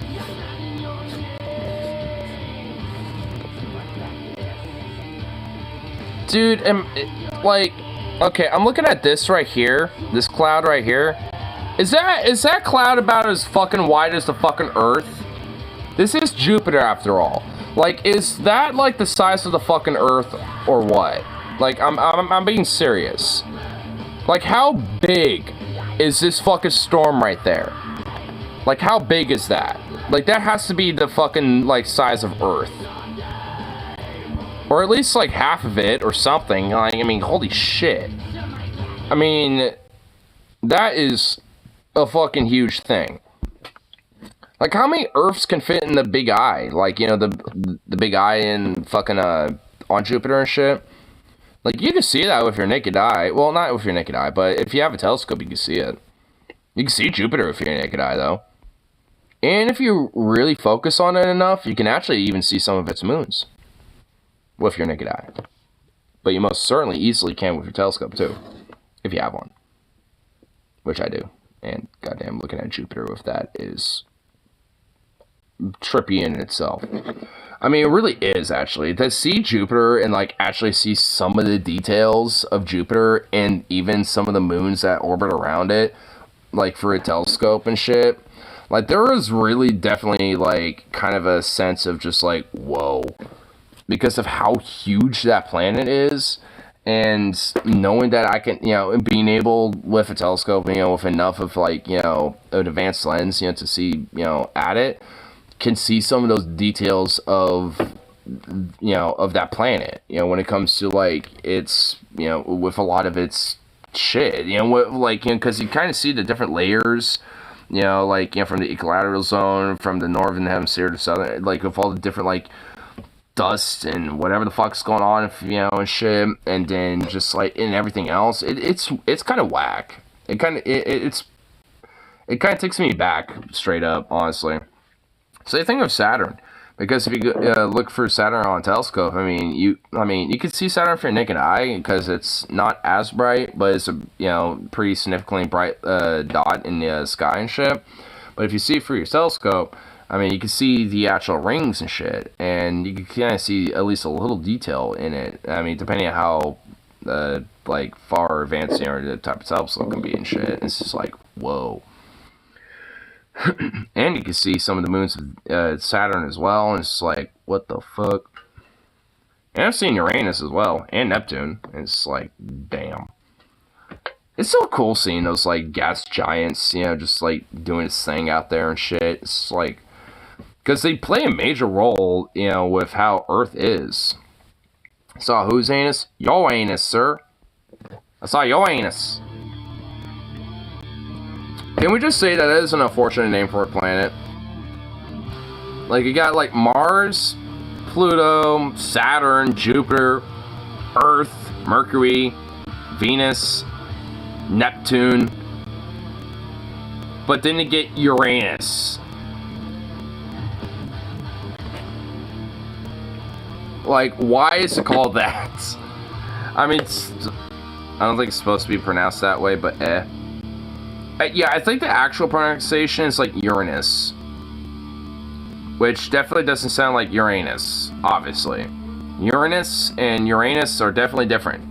So, I think it's, I think if, yeah, you're right. I think it's meant to be pronounced Uranus. Which, basically sounds more like Uranus. Uranus. Uranus.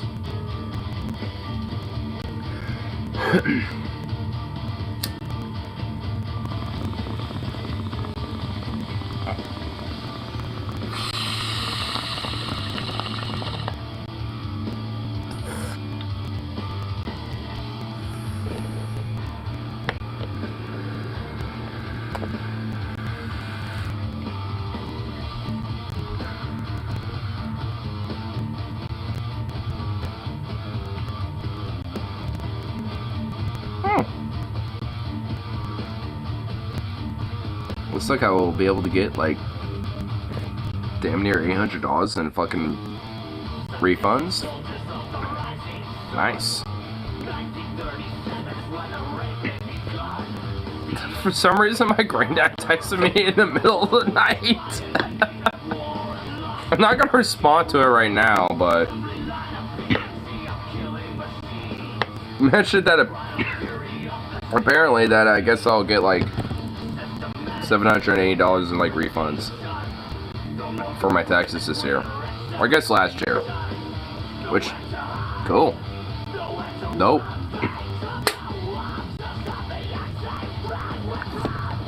That'll definitely help make up for a lot of my expenditures from today, tomorrow, and Tuesday.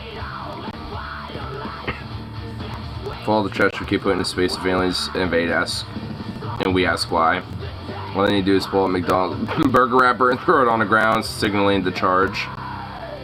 It's like, that is why human. That, and also, like, I mean, a lot of our history, you know, that isn't even that, you know, old. Even if it ain't necessarily, you know, from the biggest superpower, like Nanking, or the Holocaust, or Pol Pot's fucking regime, shit like that. Crusades, Inquisitions, World War I, you know, all these other things. Or sheep could end up in their atmosphere.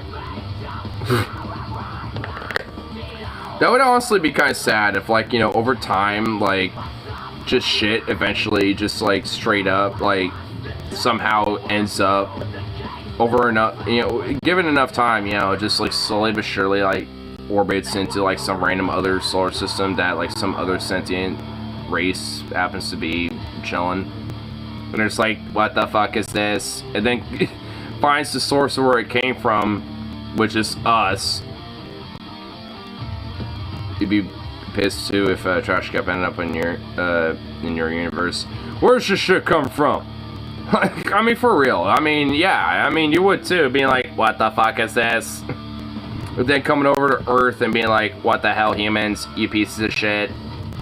Oh, you're genocidal fucking, you know, basically violent fucking savages. Fuck you. Stay in the boonies where you belong.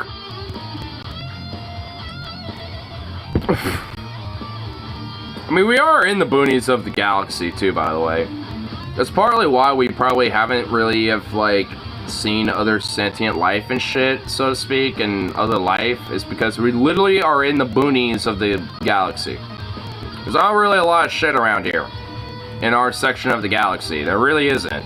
The rest of the galaxy is a lot more, like, cluttered and a lot more full of things, you know, in comparison to our section of things.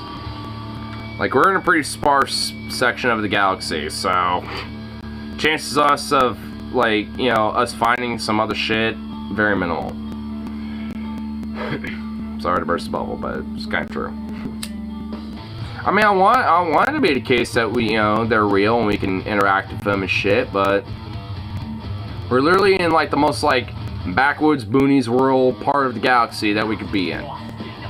We had no choice in that, but that's just where we're at, so.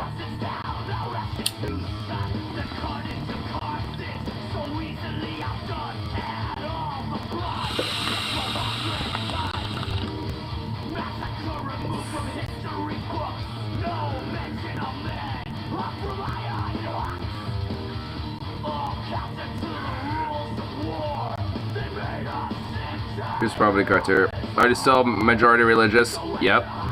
Then that is a no. They will not join the Galactic Federation. They'll not join our materialistic Galactic Federation, for they are too spiritualist and too religious.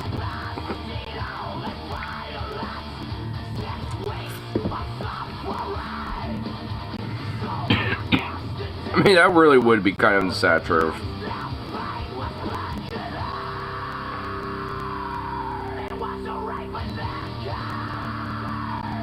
I mean, like, I would hope that, like, you know, like, given enough time that, you know, not just the U.S., but just, like, humanity won't, you know, like, won't be so fucking religious and shit, but, I mean, realistically, the sad truth is that shit's gonna eventually, like, shift and move around and stuff. Like, when it comes to, like, religiosity and, like, you know, what religions, you know, end up being more predominant and stuff. I mean, there's also, like, you know, people and shit that, like, will even treat, like, you know, like, atheism like it's a fucking religion. And it's just like, huh? Like, I mean, people are so fucking, like, you know, wound up with this whole fucking idea that they will even, you know, like, whether there are atheists or, like, you know, other religious people that, you know, think atheism is a religion, like, I mean, there's even that type of fucking shit where it's just like, you know, where atheism, you know, gets lumped in with that shit. Which, how? Like, atheism is literally a lack of a belief of a god, and, you know, disbelief as such. So, inherently, it's not religious. It's just so stupid. But he wants to be fucking downers, you know. Oh, no,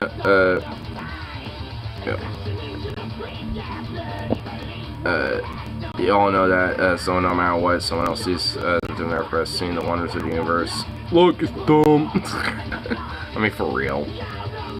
Atheism is religion, like, clear as color. Yeah. I mean, it really is, honestly. I mean, it's, like, atheism is a religion as much as, like, fucking, like, a tomato is a fucking vegetable. Because it isn't. It's so ridiculous.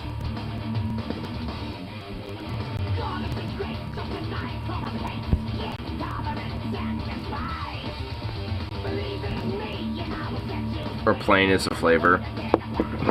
Yeah, like, you know, the flavor of water, yeah, it's just like, oh yeah, you know, atheism is a religion just like, you know, water is a flavor. Which I suppose technically it is, but, like, I mean, if you really think it's like some sort of distinct flavor, then oh my god. I mean, like, as far as I'm concerned, water don't got no flavor outside of just water. But the flavor comes from, like, the shit that's in it, not the water itself. It's like, oh my lord. Ugh. Man, this motherfucker's just infuriate me sometimes.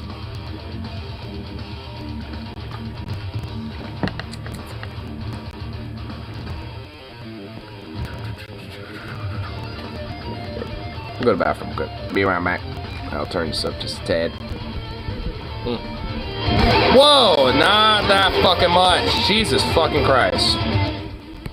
Jesus fuck. I didn't. What the hell? Ah! Fucking goddamn button.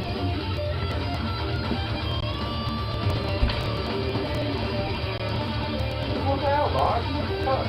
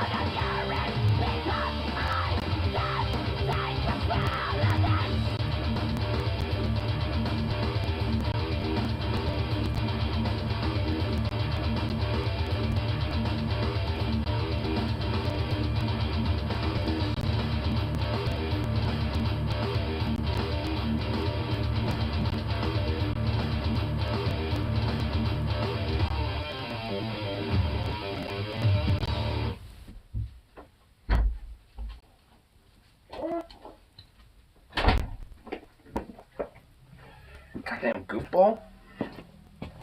Yeah. Yeah. What? Ugh.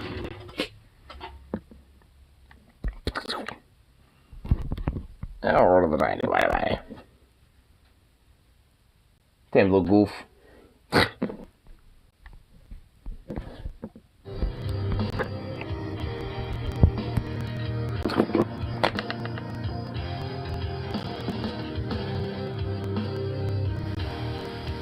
What? Want a little tweet? These are the only tweets I have for you, so just gonna have to deal with it. Come here. Here, come on. It's gonna be over here for you.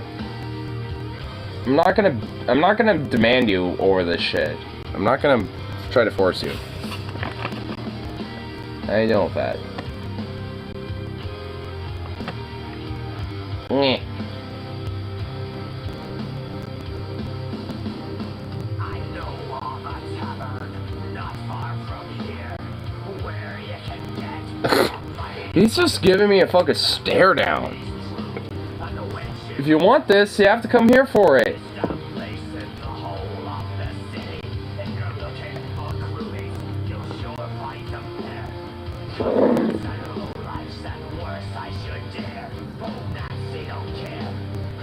God, what a dog. Fucking goofball.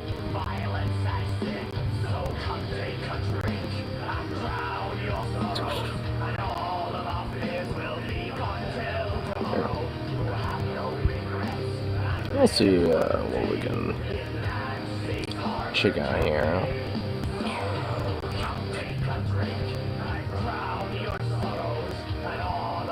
Oh my god, uh-oh. What is this? It's from the Surfs. But it literally has a fucking furry in the thumbnail. Alright, you know what? We're gonna look at this. Alright, we gotta look at this at least a little bit. I mean, we got some fucking furry. We got a fucking furry in the thumbnail, dude. I mean, I can't help but not click on that right now. I mean, considering that I, just like going full fur mode right now, and it's like we gotta at least check. Is YouTube's like kind of figuring me out a little bit here or something? Oh wait, that was just 10 hours ago. I mean, I am subscribed to the Surfs after all. I mean, okay, so 10 hours ago. Okay, so it's just something that he happened to just coincidentally upload. Oh my god.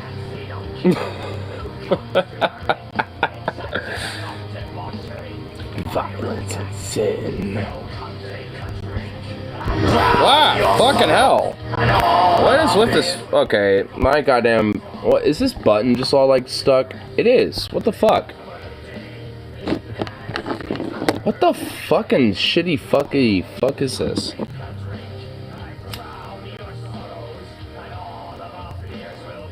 Yeah.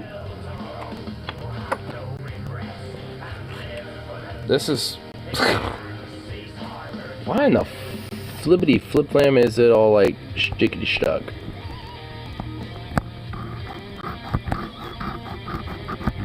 There we go. Does that help?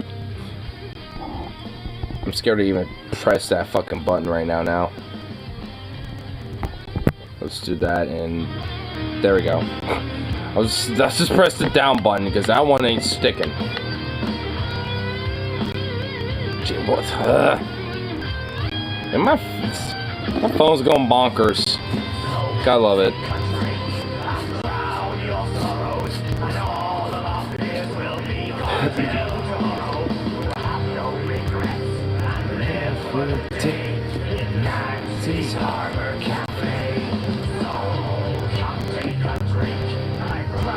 Are you really not coming over here for the treat?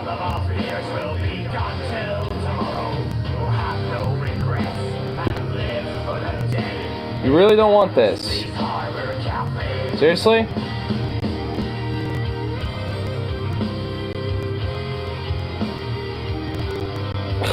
Wow. You really don't want that.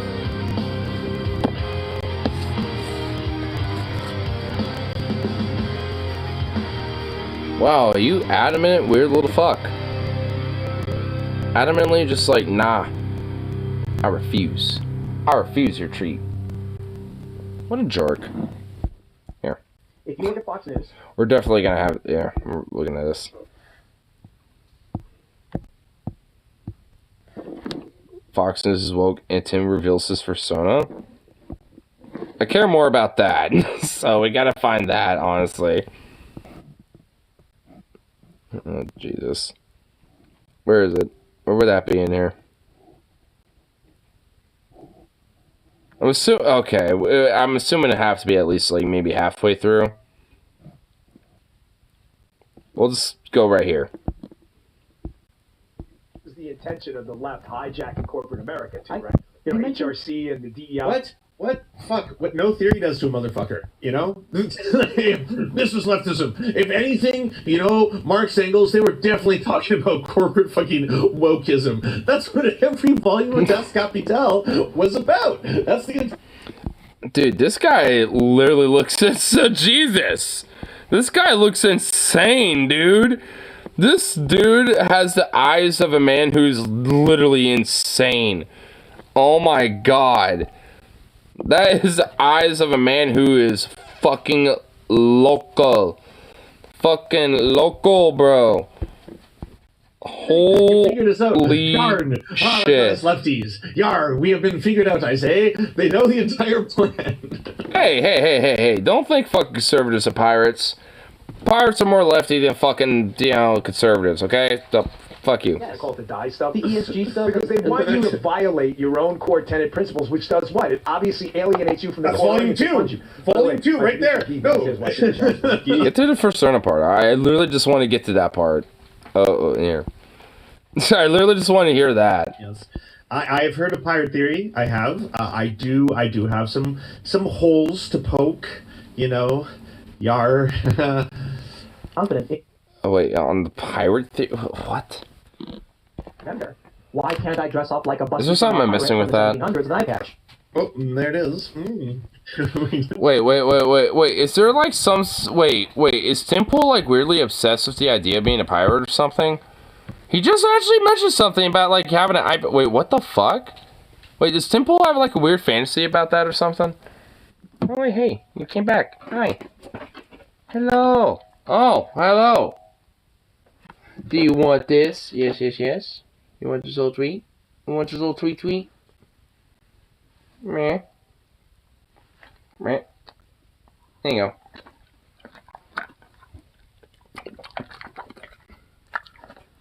Boop. Where's a good boy?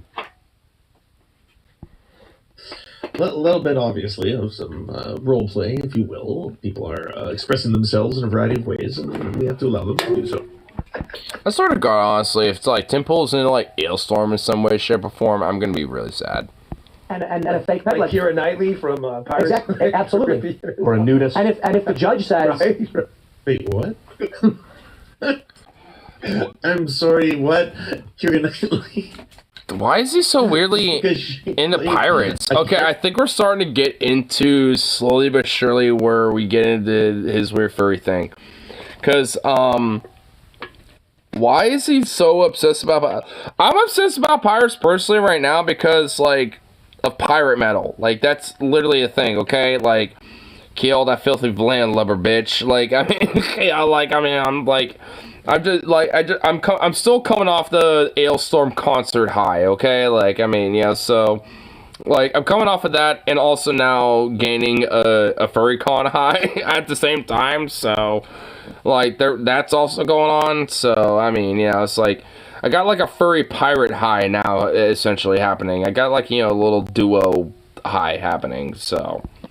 I mean, if anyone knows, like, you know, the whole idea is about being a pilot here, laddie, and shit, it's like, yeah, I would fucking know. Character in the film? Not Temple.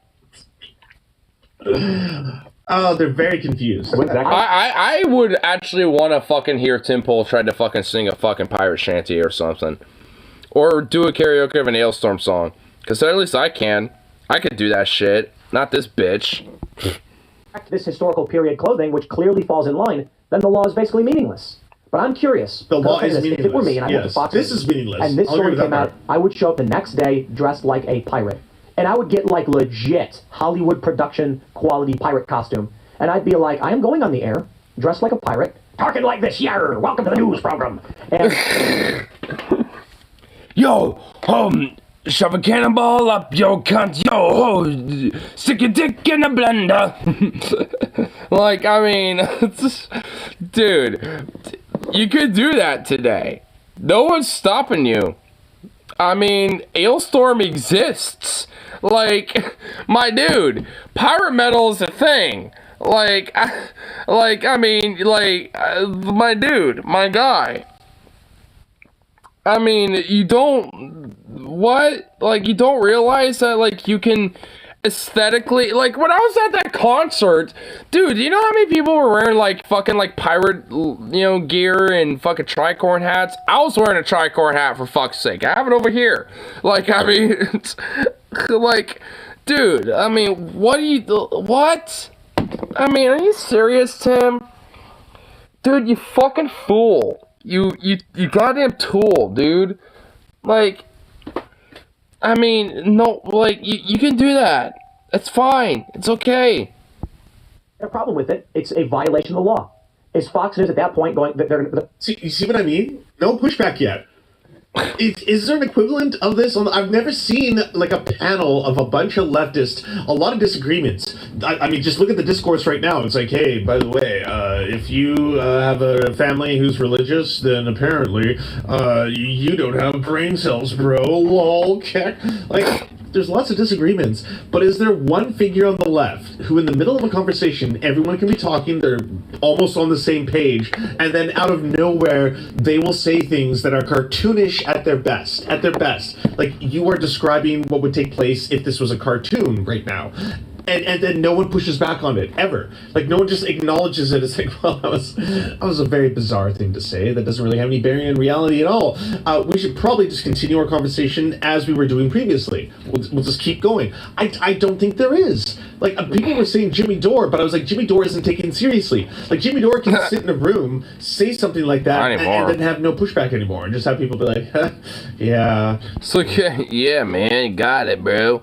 Like, yeah, Jimmy Dore's just kind of a sad sop. I mean, like, honestly, there's even a lot of people that he used to be really legitimately close friends with, like Rob McClone. There's honestly, like, even, what's his name? Like, there's, like, some other dude that I'm forgetting the name of that it was pretty close to him for a long time, but literally because the whole COVID thing, he isn't friends with him anymore. Mike Figueredo ain't friends with him. Kyle ain't friends with him. Like, Jimmy's straight up fucking, like, burned, like, every goddamn bridge he could possibly fucking, burn, when it comes to shit like this. I mean, if he's not, like, irrelevant, he's at least, just basically the equivalent of just, like, another right-wing grifter at this point, sadly. I mean, with maybe tangentially left values here and there, but he's just, man, he just fell off. I kind of feel sad, with, like, being into him for a while. I have one of his fucking books. I mean, the book itself, it's okay, and it's still good, but, like, it's like, man, motherfucker. Anyways, let's keep discussing this issue. They're going to be presented with one of two scenarios. I just want to hear Tim Pool say that he's like, subconsciously a fucking furry. I just want to get to that. Sacrifice your audience for the local New York City laws or relocate. You mentioned the New York City laws, and I think there's merit to that, but I do think that the ESG considerations from the investors and stuff, I think that has a significant amount of pressure put on them as well. So I think that the combination of the two is probably the most likely. But that part of the story puzzled me the most. That apparently they are pitching their high HRC score as like a net positive. Yeah. Because the conservative network, that's like that's a stain on your network from that. But there's big investors that are like BlackRock and stuff like that. Though these investment firms and stuff. Oh yeah, Coolidge region. I totally agree. That's. Oh my god. I don't give enough shit about any of this. Skip it on my head. Someone with the willingness to be like, let's see if we'll play a game of chicken. Is Fox News? Look, Fox News is perfect for this because the people who work at MSNBC like what MSNBC does. The people who work at Fox clearly oppose, not all of them, but a lot of the ideology. is Fox going to say, we will lose our audience and go out of business, or will we move? So it's like the pressure's on, man. If you work there, you can make the difference. But I wonder, have they made a commitment ever since? When you say move, like online, they've been online for a long time. I mean, and also, like, the idea of, like, moving them and some shit. It's like, Fox is a mainstream media outlet. Like, they don't give one fuck or another. Am I getting clickbaited with the whole idea of him revealing for some part? Is someone at least, like, you know, timestamped it, maybe? I mean... No. Not even a fucking timestamp? Boo. I just want to find that. If you mean, should they become a completely unavailable through cable, that would be a massive loss at this point. Why would they? They cornered that demographic. They are literally the #1 cable news organization. There's no reason for them to stop in that venue. They are just doing what any smart business like corporation would do. They're merging. They're both doing that and new media at the same time. Tucker and I, departed from the network. They say move out of New York. Oh, literally move. That's even more ridiculous. Become like a right of center network rather than what they were, thinking that that's where the money is. Because you got to remember, everyone who's tried that has failed. I could go through a list of probably 4 or 5 online outlets that started as explicitly right, conservative right leaning, who decided to play down. You know what? IJ, remember IJ Review was hot, man, when it started. They were doing these like nugget video. There. I just want to skip ahead and see. I don't know, the woke SJWs, cancel culture. I just want to literally see, like, if they're, like, was I clickbaited? I think I was literally fucking clickbaited. Boo! I got clickbaited. Damn it, Lance. You literally clickbaited me. You dick. I want... Did Tim tell us this or something? Yeah, wait, someone in the comments literally asked a question because they didn't even see it. Like, wait, so... Was the whole pirate thing, like, that? Like, I mean... Was this supposed to be that or something? Because that's not a furry thing? Like, at all? I mean, there's a lot of different furries out there that are definitely into, like, you know, pirates and stuff, but, I mean... Like, I got clickbaited. Boo! That is some clickbait. I like the thumbnail, though. But still, fucking clickbait. That is some bullshit. Boo. Boo. Boo to the clickbait, I say. That's what I thought. Boo to the fucking clickbait.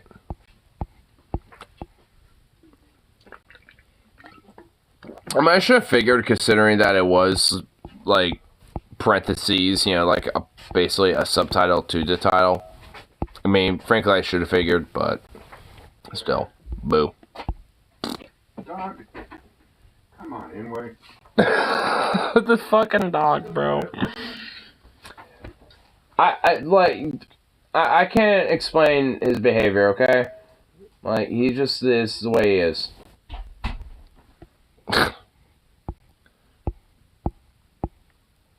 He's a goof. He's, like, I can see his tail poking out underneath the fucking door. I don't get why he likes hanging out in there. I don't understand what is so, like, interesting about hanging out in there or whatever. I don't get it. Like, why does he like being in there? Is it, like, cooler or just better or something? Like, what the fuck?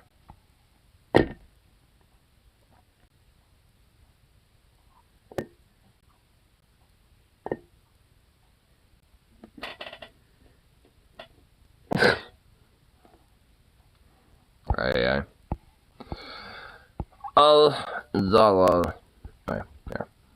Here, let's check out this one more little thing, and then we'll at least go for the last little bit of the night. But here, let's check this out. Let's check this whole thing out. What I want to check out was see what, like, Minnesota was doing, considering, like, they were fucking, like, flexing on us hardcore. Yeah, let's talk about Minnesota. I was told not to tweet this until the House is adjourned for fear of jinxing it, but the Minnesota legislature just completed what is probably the most productive session anywhere in the country since probably the New Deal. Sweeping bills and reforms across every area of life. This is what you're supposed to do. Many people are saying that this is what you're supposed to do when you win power, no matter how... So, I guess I was right. It was basically the equivalent... Wait, so there was like the equivalent of like the New Deal basically going on in Minnesota? Like a state-level New Deal happening?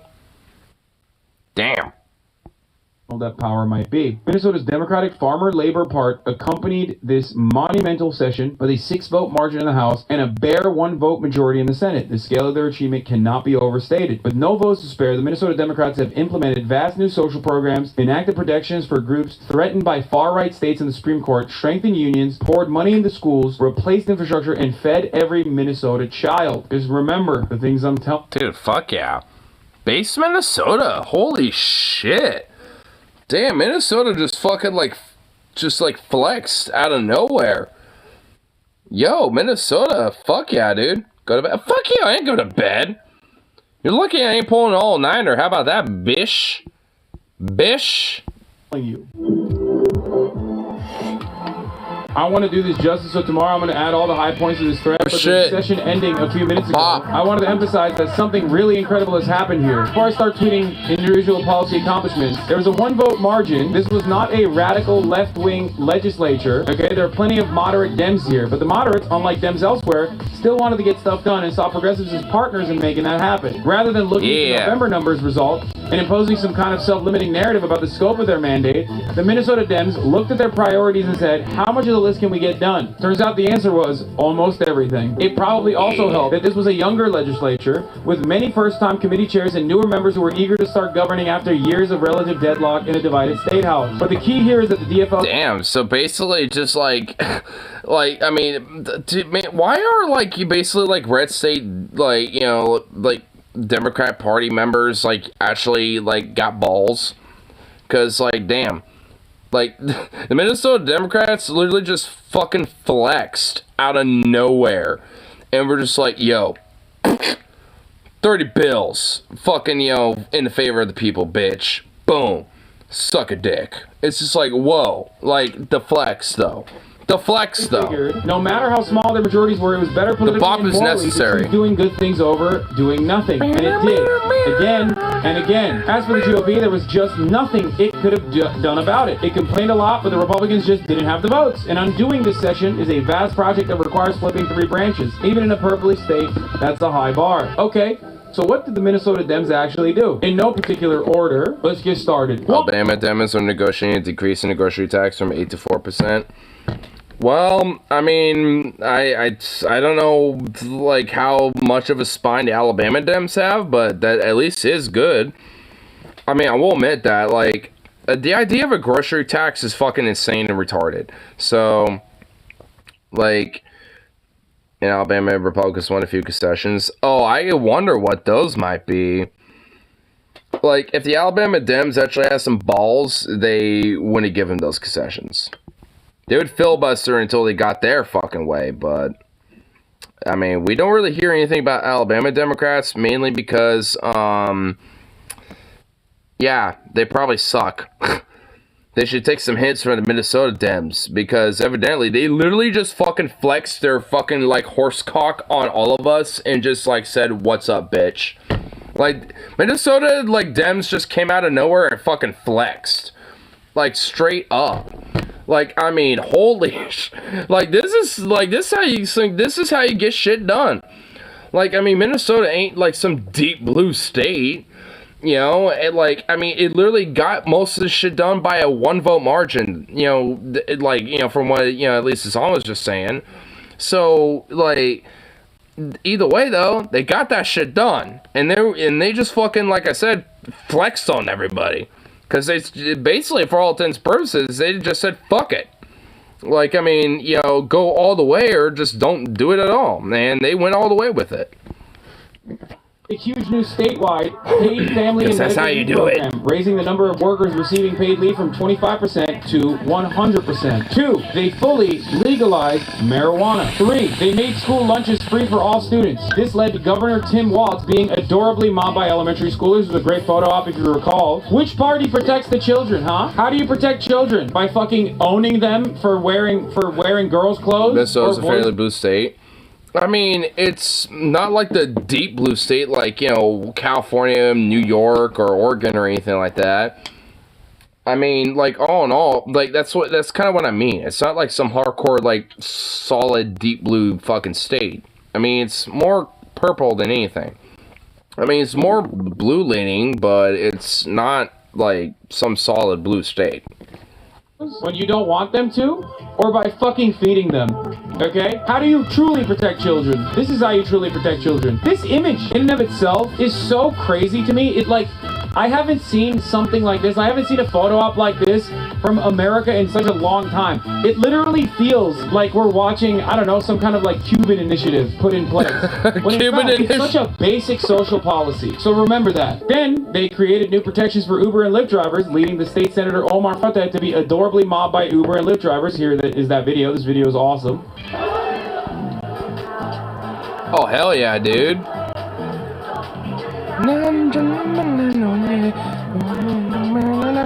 Which party supports the children? Dude, they're literally are lifting him up. They're just like, yo, lift him up on our shoulders and just like, dude, fucking hell yeah. Supports the workers. They codified Roe v. Wade, ensuring that Republicans can't endanger abortion rights in Minnesota simply by controlling the courts. Alright, whoever edited the fucking music in the background, dude, fuck yes. Like, I mean, I don't know who did that, but goddamn, I love it. The replacement of all lead pipes in the state, another Sidney Jordan law. This one was so obviously good that it passed with unanimous Republican support too. $250 million went to lead pipe removal bill. They banned non-compete agreements and created a statewide paid sick leave. Another labor victory among 8 other major worker-friendly changes that came to the state. Minnesota Dems enacted a raft of laws to make the state a trans refuge and ensure people receiving trans care here can't be reached by far-right governments in places like Florida and Texas. Minnesota Dems... Fuck yeah. Dude. Holy McBalls. Like, Minnesota not only just flexed and just, like, you know, throw our, like the horse cock on everybody, they throwed, like, the belt and draft. Like, just like the fucking, like, the dick of dicks on us. Like, they just like, what's up, America? And just like slammed that on the rest of the country and was like, what's up? We're Minnesota. Oh, get flexed. Like, I mean, like, damn, dude, you, like, it just goes on, and every single one, it almost sounds like better than the fucking last. Should convert him into weaponry. Lead pipe. Oh my god. No, it's not. How is it like a waste of lead? Like, you can repurpose that into other shit. It's not like the pipes, you know, aren't like repurposed or something. I mean, I don't fucking know. I imagine they would. Including undocumented immigrants, can get driver's licenses. They made public college free for the majority of Minnesota families. Minnesota Dems also dropped $1 billion into a bevy of affordable housing programs, including by creating a new state housing voucher program. That's even better. That's better than what fucking, like, Oregon has. Damn. Dude, they're doing better about addressing the homeless issue, you know, like, within their state than Oregon. And Oregon is known for being pretty, like, progressive and lib. So, like, that really is fucking saying something. Massively increased funding for the state's perpetually underfunded public defenders, like our boy, Alex Peter, which lets more public defenders be hired and existing public defenders get a salary increase. Minnesota Democrats raised Minnesota education spending by 10%, or about $2.3 billion. And Minnesota Democrats created an energy standard for 100% carbon-free electricity by 2040. Minnesota already had some of the strongest election infrastructure and highest voter participation in the country, but the legislature also just made it stronger with automatic registration, free re-registration for minors, and easier access to absentee ballots. And they expanded the publicly subsidized health insurance program to undocumented immigrants. This one is interesting because it is the sort of thing Dems often balk at. The governor opposed it. The legislator rolled over him and passed it anyway. And last but not least, well, this is not the last one, but the Minnesota Fucking rolled over the governor. It's like, yo, governor, you ain't no governor up in this bitch. We're Minnesota. Just like fucking Belgian draft horse dick up your ass, bitch. How about that? It's like, damn.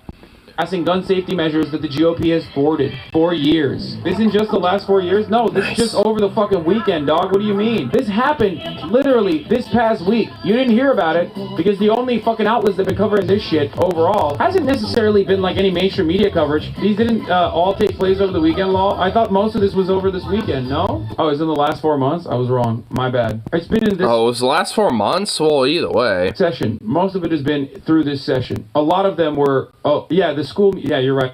Wait, hold on, what? The mother's assumed tax fault. I had to gently explain to her that Texas, Florida are 100% off the list no matter what. Moving to either would... It was all me turning... Yeah, Tim McVeigh, damn. I mean, look, I'll say this much. Like, Texas is, frankly, I mean, as it stands right now, nowhere near as bad as Florida.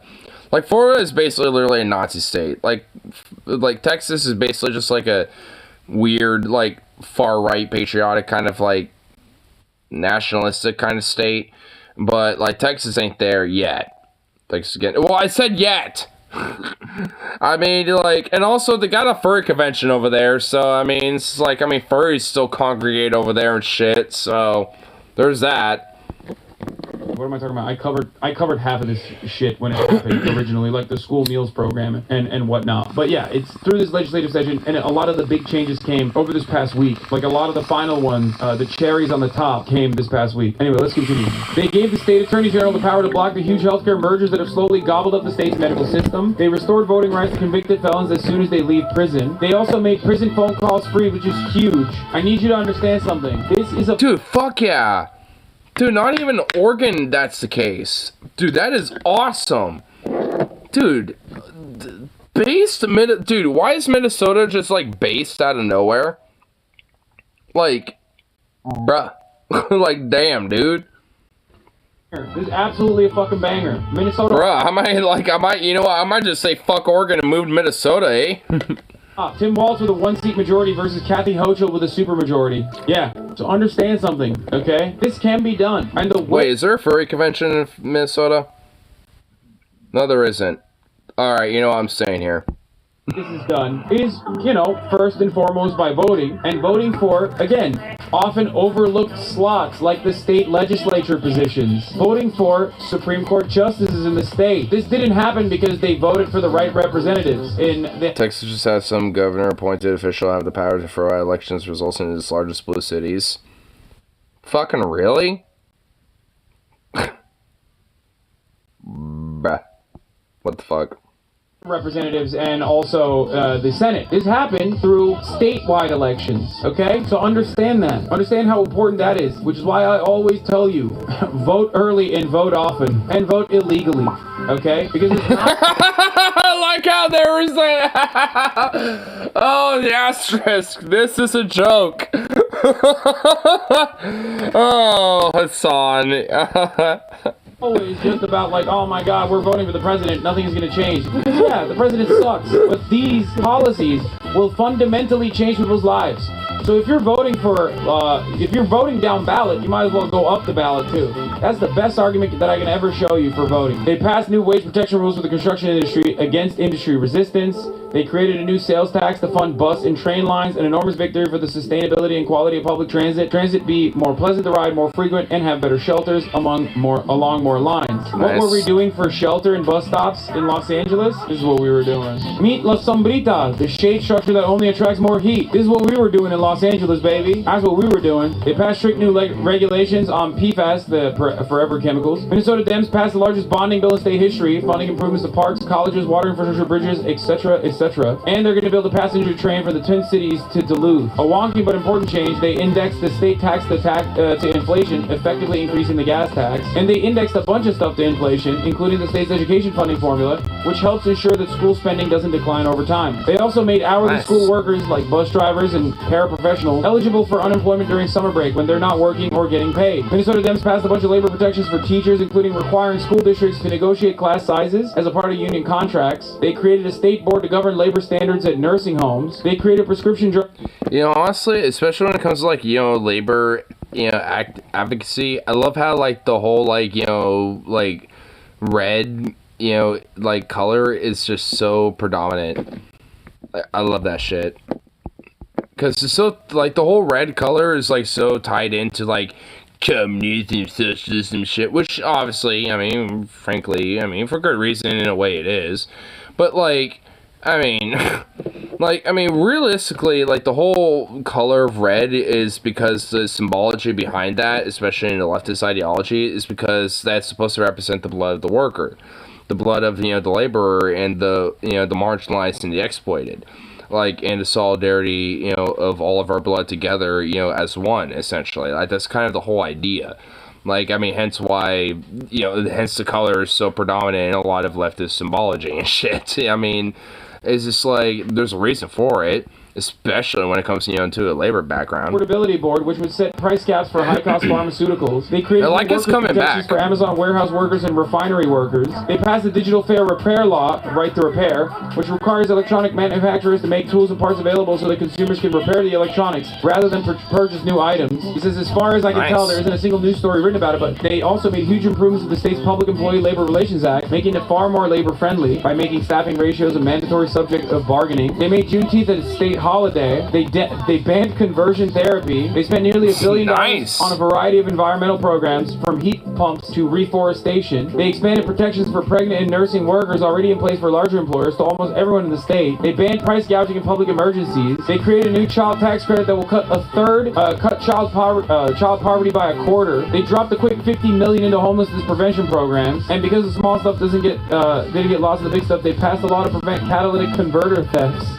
They increased child care assistance. They banned captive audience. Oh, this was the one I was going to talk about. They banned captive audience meetings where employers force employees to watch anti-union presentations after they pay, you know, $1 million contract to a fucking lawyer to come over and talk to them about how unionization will actually get them to lose their jobs, and therefore you should say no to unions without actually openly stating it. They forced a signal priority change to the Twin Cities Transit. Trains have to wait at intersections for cars, which I can say from experience is terrible. Soon that will change. They provided the largest increase in nursing home funding in state history. They also bumped up salaries for home health workers to help address the shortage of in-home nurses. They legalized drug paraphernalia, which allows social service providers to conduct needle exchanges and address substance abuse with reduced fear of incurring legal action. Minnesota Dems banned white supremacists and extremists from police forces, capped probation at 5 years for most crimes, improved clemency, and mostly banned no-knock warrants. Minnesota Dems also laid the groundwork for a public health insurance option. There's billions of dollars of stuff I'm leaving out. It is truly overwhelming, but I want Sydney to have the final words on this thread. Good session.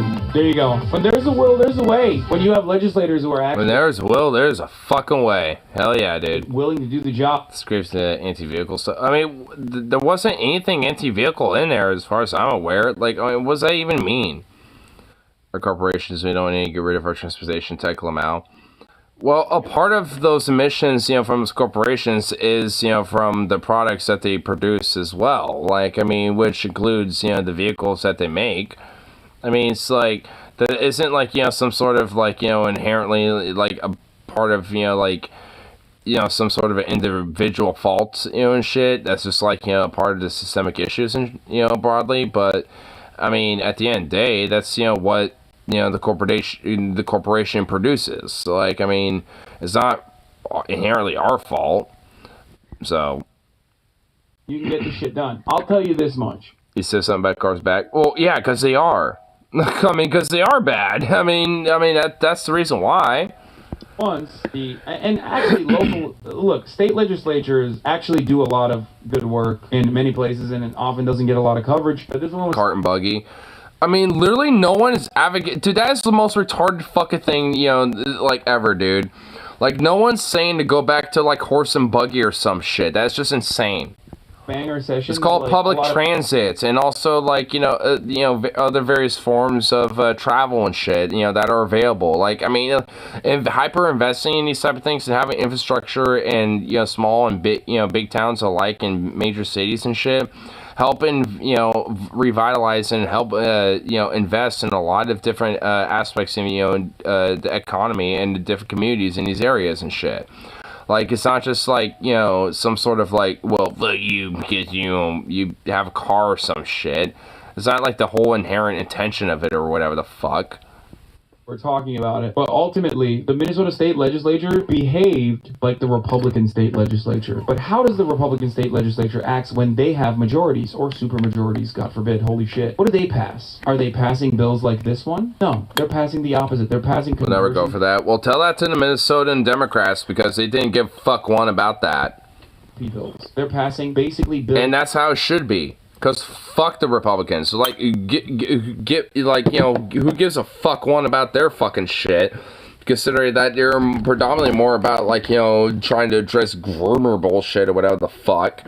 Like, they don't give a fuck one. So, as far as I'm concerned, like, I mean, who cares about their goddamn opinion? There's no compromise with them, so fuck them. Who cares what their voice has to say about any of this? Make sure that you have more than 3-minute ad breaks at the top of the hour. They want it to be longer. This is what makes Republicans so dangerous. They use the power they get, Dems always squander it. No, what's also important is how the Republicans operated. Because when Democrats actually fucking start doing progressive policy implementation, the Republicans can't turn around and be like, no. What we should do is actually still focus on, like, killing trans children. They have to come back to the table with proposals that are sensible, okay? They have to react to this kind of shit. They couldn't fight against this. When they tried to, they were forced to come up with policy provisions that were still what Democrats would push for in other fucking blue safe havens. They turned into docile little doggies, okay? So I just want you to understand that there is a necessity to vote. Obviously, this is part of the reason why I mention it. But the other part of this is that, like, when Democrats do behave this way, Republicans have to counter with not unhinged shit, okay? With boring policy proposals that get you nowhere. What are they supposed to do? What are they supposed to advocate for against it? I mean, because they have, like, nothing besides, like, the whole fucking crazy buzzword fucking, like, groomer bullshit. Like, I mean, that's literally all they have. Like, there ain't no way they're going to be able to fucking, like, traverse away from it. Because if they actually did, I mean, none of their shit would truly be fucking popular at all. And even then, it really isn't. I'd rather have a personal vehicle because fuck being in best transit. Dude, I was really taking public transit, like, the entire day today, and there was nothing wrong with it. Like, nothing happened, nothing, crazy, went down or whatever the fuck. I literally just had my fucking earbuds in and was just listening to some music. And, yeah, and that was it. That was really it. Like, I mean, I had no issues, no problems. Like, there's nothing wrong with it. There's, like, I mean, and frankly, most of the time, there was barely anyone on there. Like, actually, it was, frankly, weirdly enough, more busy when I was going home, more so than going to the fucking furry convention earlier today. Like, I mean, honestly, I was kind of a little, wondering about that, as I was, going home. It's like, why is, like, the Maxes, these light rails, so fucking busy, like, goddamn near at midnight, in comparison to, like, 1 in the afternoon when I was taking this earlier. Like, what the hell? Like, I was a little odd, I was a little confused about that. But whatever, I mean, it's just how it was. But, I mean, again, it wasn't that big of a deal. Just, like, I had my, earbuds plugged in, and I was just, tuning into my own shit, and didn't give fuck one. No one bothered me, and I didn't bother no one else. So, I mean, it's like, and frankly, most of the time, that's how most people are. You might get, some oddball and shit, that might try to strike a conversation or whatever the fuck, or it's just being weird or some shit. But, like, at the end of the day, no one's gonna be fucking, like, bothering you or anything. Like, they never have, like, frankly, like, I mean, 90% of the time, that never fucking happens. shit. Oh, we don't want, pharmaceutical affordability packages? Not Is right that what you're pay for gonna you. do? Well, No, you can't say that. Okay, yeah, well, I agree with that, because I think, especially when it comes to public transit, fare around here and shit, just in my own city, yeah, I think it should be free. But guess what they just did? They increased the fare not too long ago, and it's going to be implemented in January at the beginning of the year, next year and shit. So it's just like, I mean, or I think that's, when it's going to be implemented. But either way, it's just like, it's bullshit. And, it should be fucking free, or at least reduced, not fucking, increase in fucking, expenditure.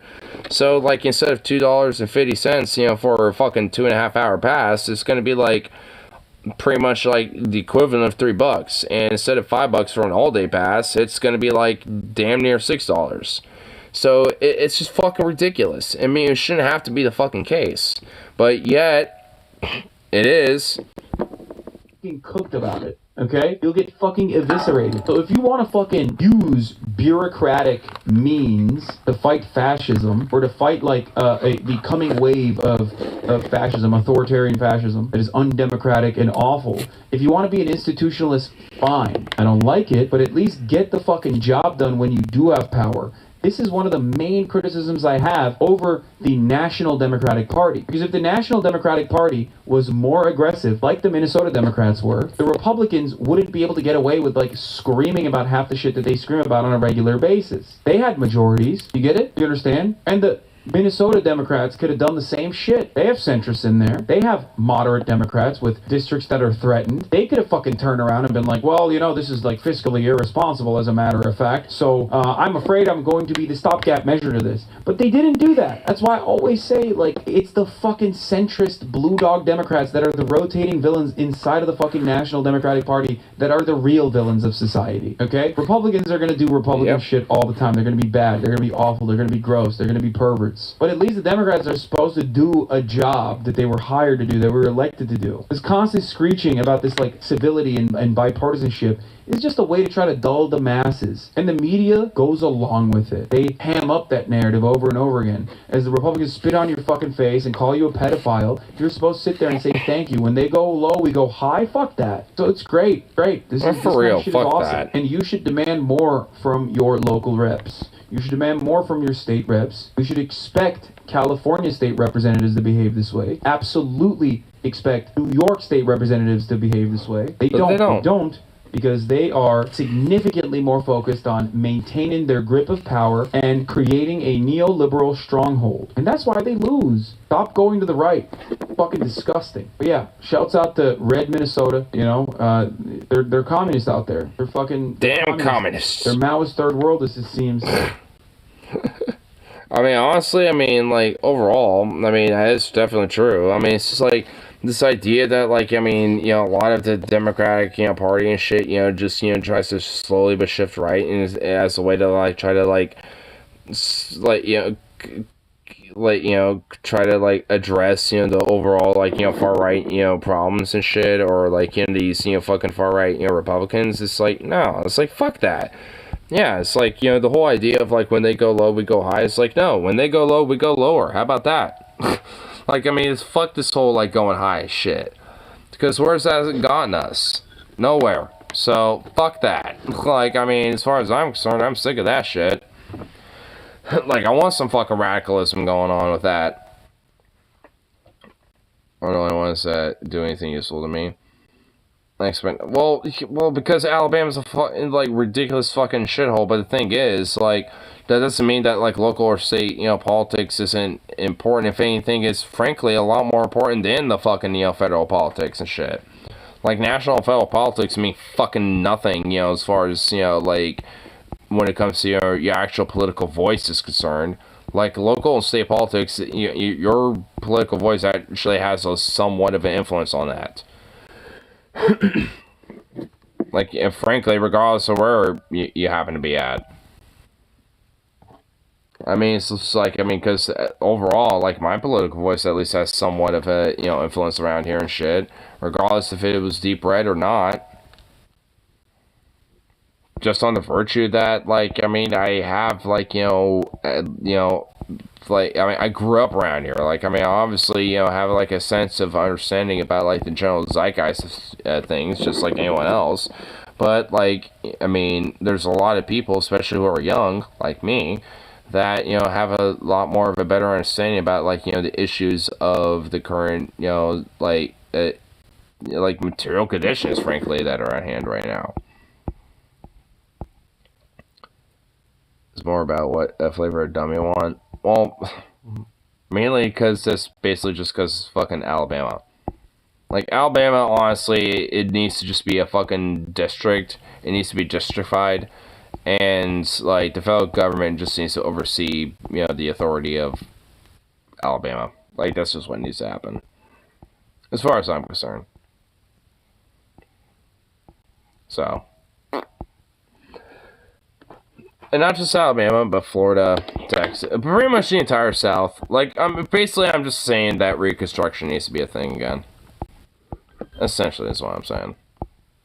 We need to have Reconstruction to Electric Boogaloo. We needed that for a while, but more than ever. More than motherfucking ever.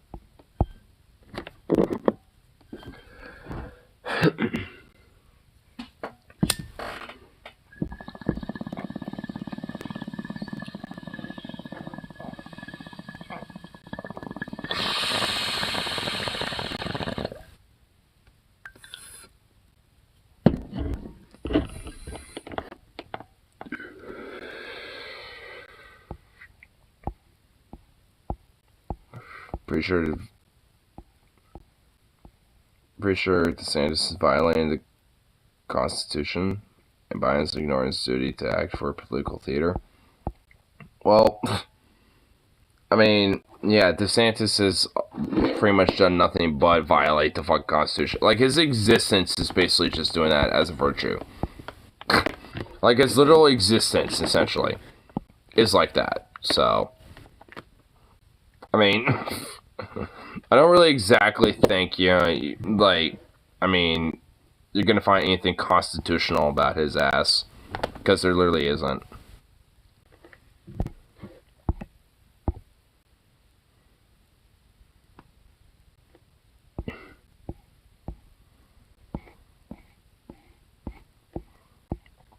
Yeah. Oh. Tell you what other little thing I check out here. What other little thing we could? What the flippity flip flam fuckity fuck? Giant gator bends a metal fence in Florida. What the fuck are the alligators made out of? What the hell? What the fuck? What the hell are the gators made out of in Florida, dude? What the fuckity flickety fick fuck? What are you doing, bro? What are you walking up to that for? Why do you want... Are you trying to help it? Oh my god. What in the... What is going on in Florida? What the...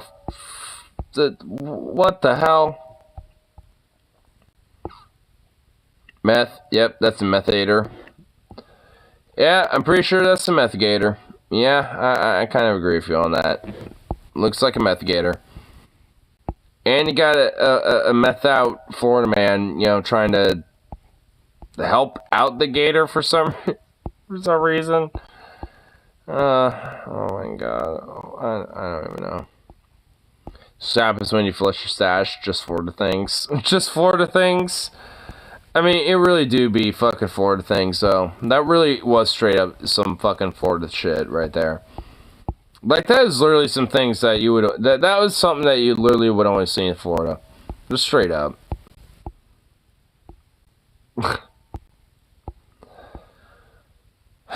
I. This now. This now. Are you still in the fucking laundry room? And he also had that door closed on him. I got the divorce decree. She's pretty happy. Nice. That's some good shit right there. That is some good shit right there, I'll tell you what.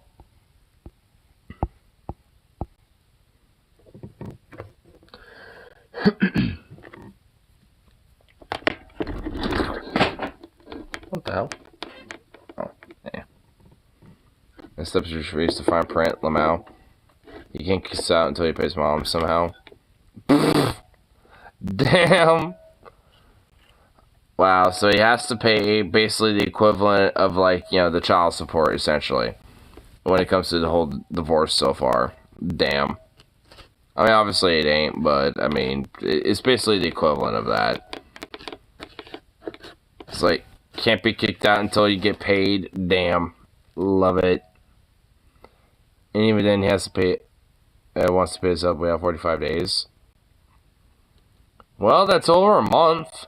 So, I mean, considering that, I mean, he would probably, you know, be able to, like, I mean, I don't know what fucking change, you know, would be able to be forked up over that, but I imagine there'd be a pretty decent chunk of change out of that. I mean, just all in all. That collector won't start until the money hits mom's bank. Well, I guess until that happens, then, yeah, hey. I think all in all, seems like a good sign. Seems like good shit. Seems like, you know, some progression, you know, that is happening. That is good. Some good stuff.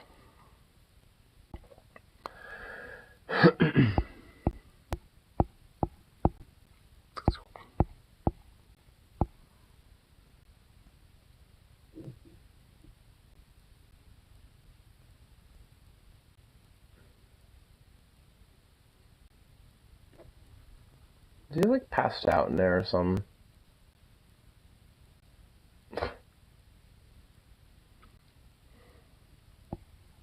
Probably is. Wouldn't be surprised if that dog is. He has a like person but you know, trailer on the other side of the property, but curiously he says it wouldn't be a problem if it was just me. Why does he have like such a weird affinity for you? Despite, like, I mean, the fact that you don't want anything to do with his fucking ass. I think it's because he thinks he can bully me. This sounds, but not mom. Well, I don't think that would be happening. All in all. Just because, like, I mean, it seems like whatever, like, your mom's gonna be doing, she's gonna be taking you along with her, so I don't know why he thinks, you know, like, whatever fucking weird game plan he has, that you're gonna be somehow involved in it, like, pfft. Especially how you want nothing to do with him anyway. So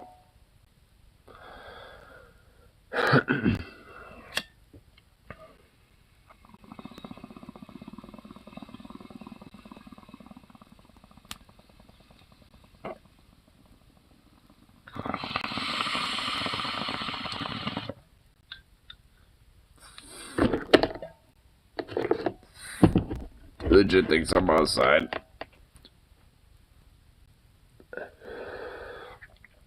Well, I guess when all's said and done, you'll probably be in for a rude awakening, wouldn't he?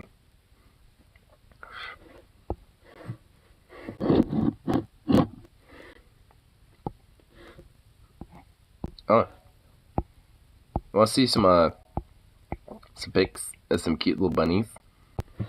It's cute little adorable bunnies that I saw on my way to my little furry con. Look at this little guy. Look at this little shrimp pop.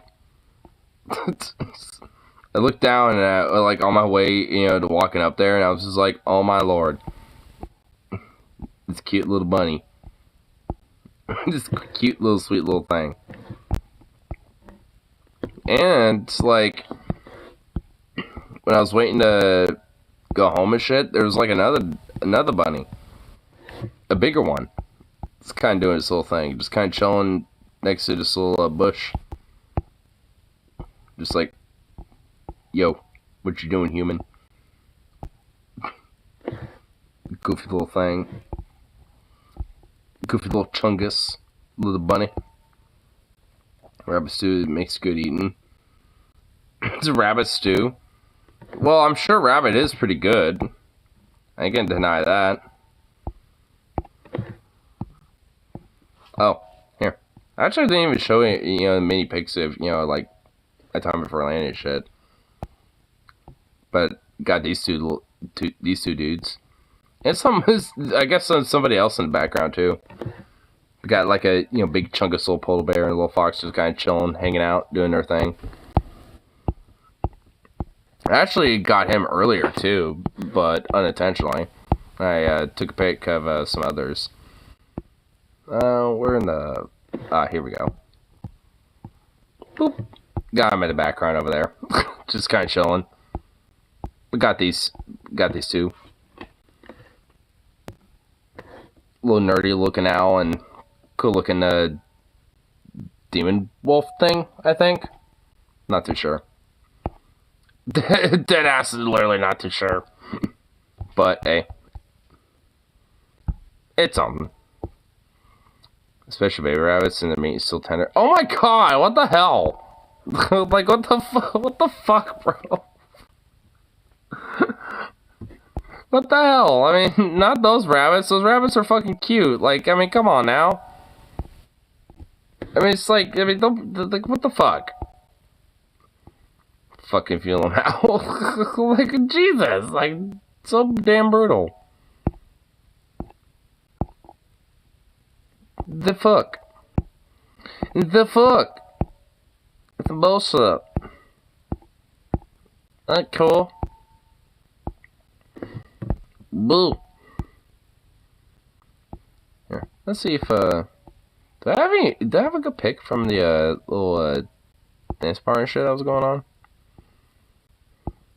Let's see if I do. I really don't have that. I thought I did. No, really not. About Pepsi products purely just an annoy step douche. I mean, honestly, Pepsi's not that bad. I should have a pretty decent shot of, like, a little bit of the dance thing that was going on with a bunch of the other suitors and all that other shit. Ah! Whoa. Eh.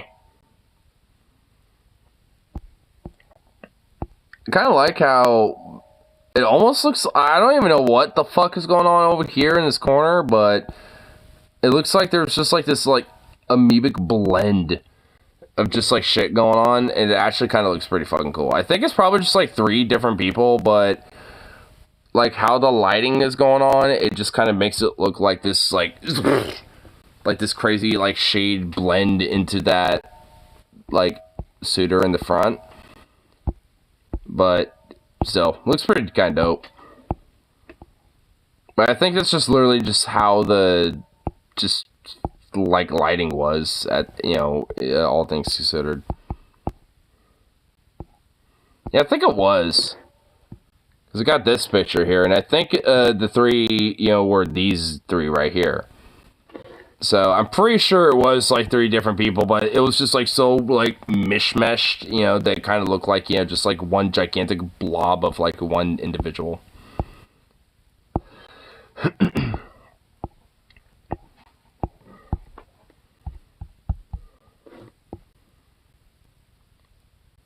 Is that the Weeb Gauntlet tonight? It wasn't tonight. Well, okay, I guess technically today, yes.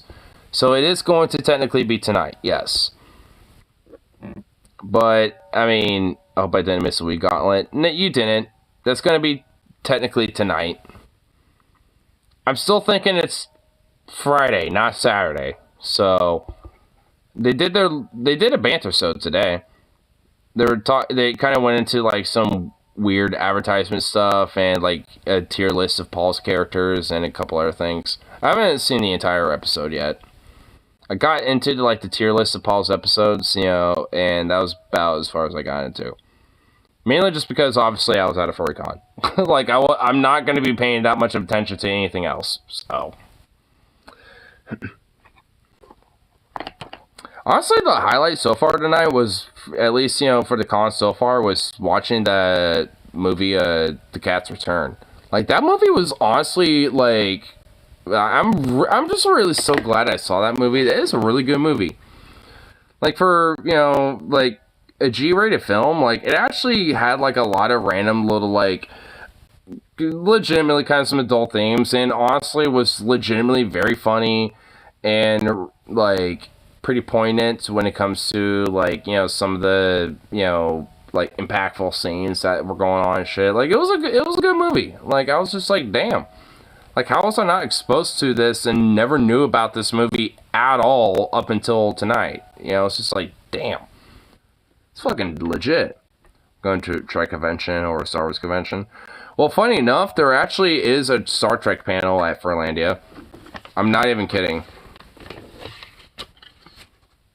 Like, I didn't go to it, but there's literally, earlier today was What is Starfleet International? It's like furries in space. Like, I'm not even kidding. That was a panel, at least for today.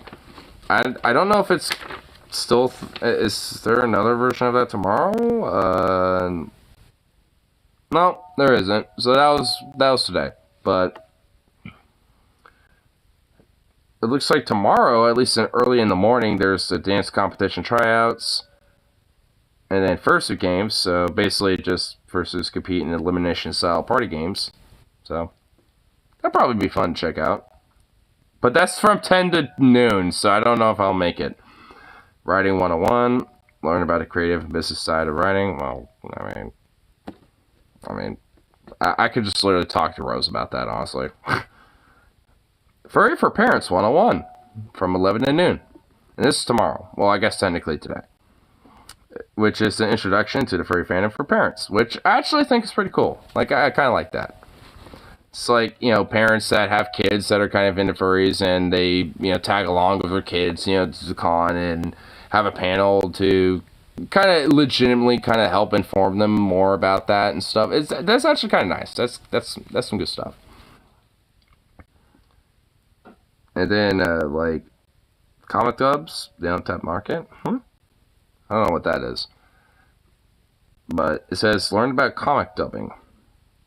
Which, I don't know what specifically that is about. But, I don't know. It's from noon to 1, so if I end up, showing up, around that time, then maybe I'll be able to check it out. 1:30 to 2:30. First City 101. Tips, tricks, and advice for the fandom fun, suit care, etc. I mean, I probably will at least maybe make it for that. 3 to 4, history of transformation and shape-shifting, from ancient shamanic traditions to folklore and modern fiction. I actually will probably go to check that out. That sounds kind of cool. And then from 4 to 6 is dance competition finals. Then 6 to 7:30, a breakfast for dinner, which a paid meal ticket is required.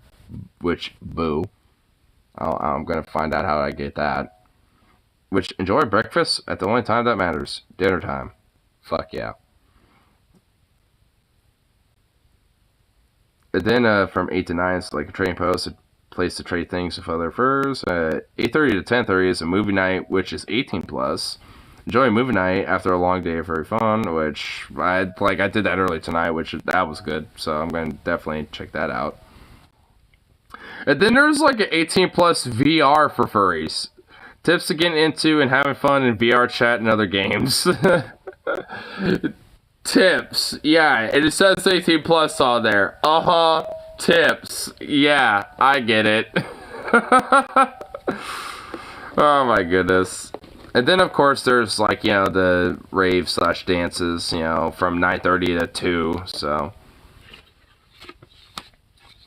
And then there's Sunday, which you think there wouldn't be like anything going on, but there's a lot. So there's that, at least up until 4, which is closing ceremonies. So, but yeah. There's at least, some different shit going on.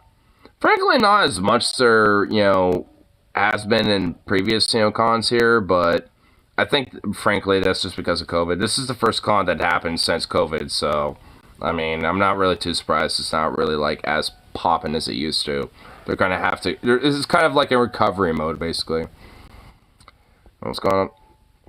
It's possibly pissing me off by talking about interrupting games you have bought and downloaded of advertising.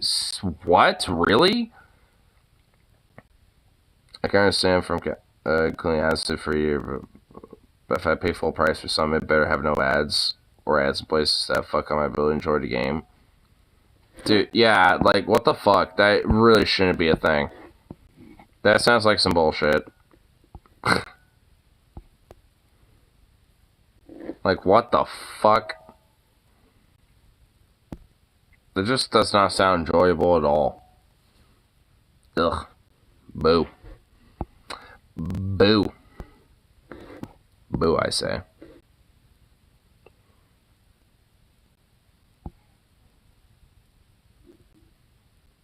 You somehow close the door even further. Seriously?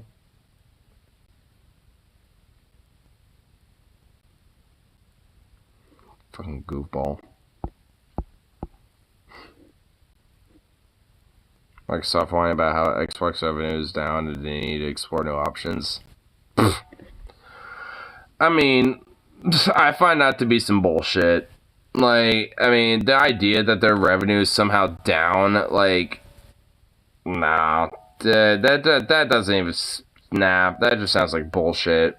It literally just sounds like an excuse, just so they can fucking, just, like, maximize more of their fucking profits, just because it happens to not be, like, as profitable as the last quarterly.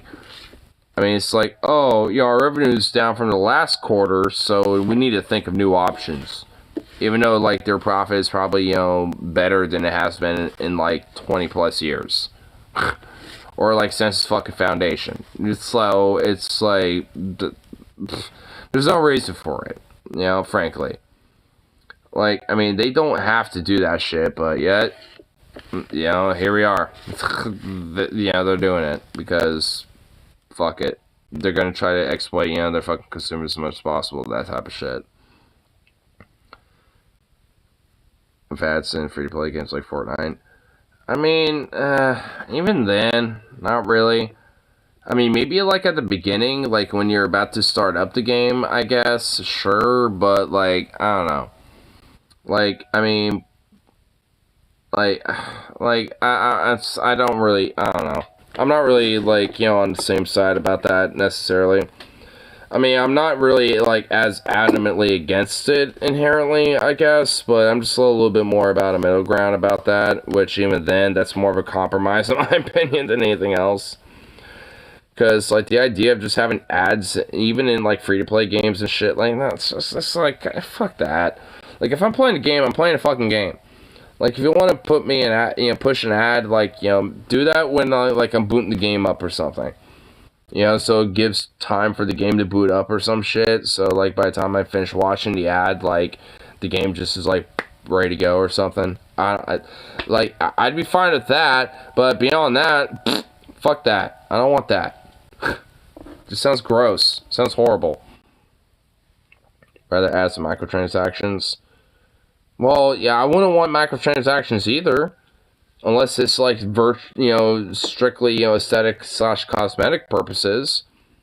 So I mean, beyond that, like I wouldn't want that. But I mean, again, it's just like Microsoft just being exploitative and just trying to scalp as much as they can out of their fucking consumers. Like that's just they're just basically operating like any other fucking corporation.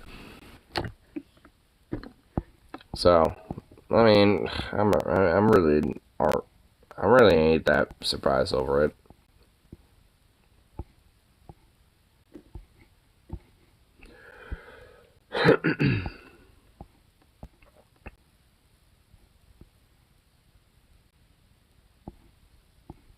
Yeah. Seems just like something else I could check out on that too, Probably not, but at least worth a little gander. Just to see if there is.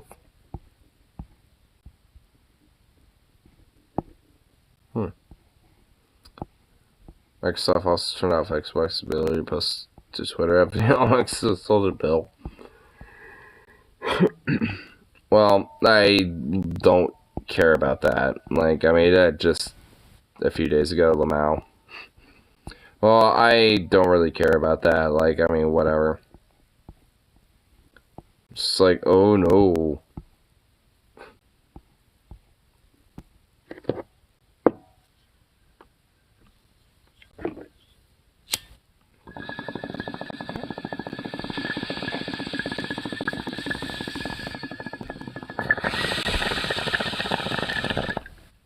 That was funny. I mean, it is funny.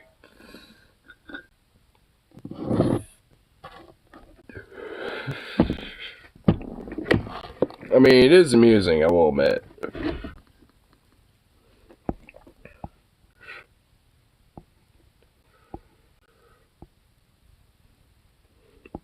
Here. Oh.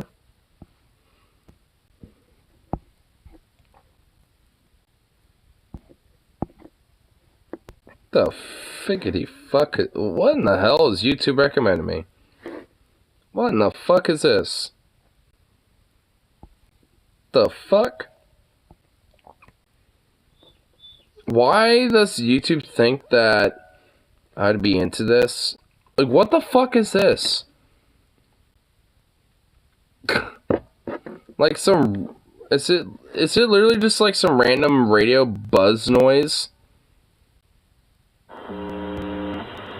It literally is. Oh my god. It just literally is. What the...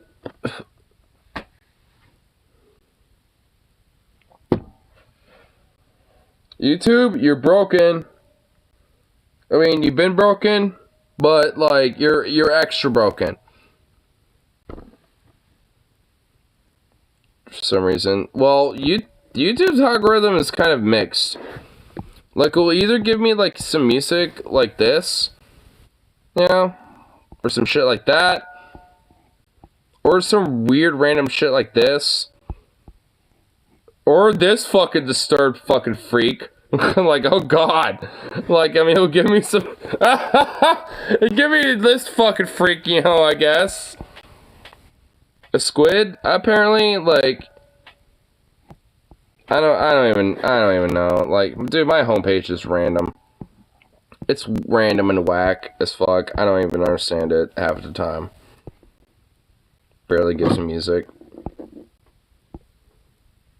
Well, I mean, I do actively listen to a lot of music via YouTube, so that's probably why.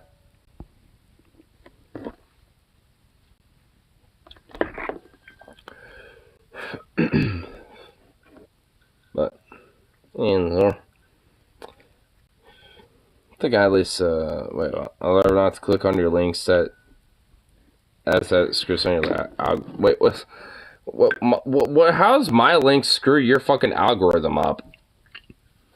How's it do that? Starts recommending cringe? How?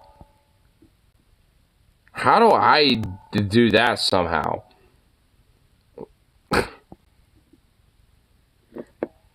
Cringe music?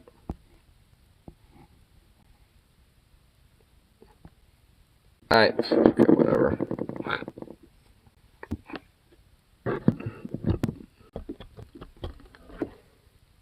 Like, you know what fucking cringe music is, sir.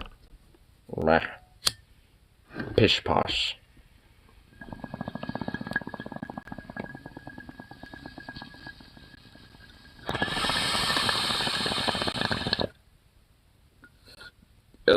Hailstorm is not fucking cringe. Hailstorm is fucking amazing, and you'll take that back, like, right now. In fact, you know what? You know what?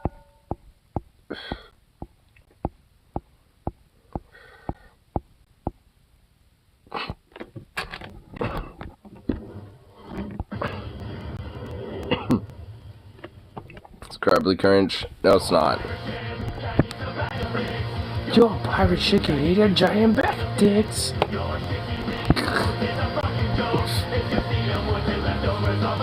I mean, how can you say this is fucking cringe? Fuck you. Pirate shit can eat a giant bag of dicks. You're taking all the money in your treasure chest. A crystal started to take a shit on your fucking wall. Pirate shit can eat a bag of dicks. Yo, pirate shit can eat a giant bag of dicks. You think it's really good, the brother is crap. He's running on the drink with a fucking 20 feet. And pirate shit can eat a bag of dicks. Yo, pirate shit can eat a giant bag of dicks. Yo, navigator is an alcoholic. He's a race like big old bricks.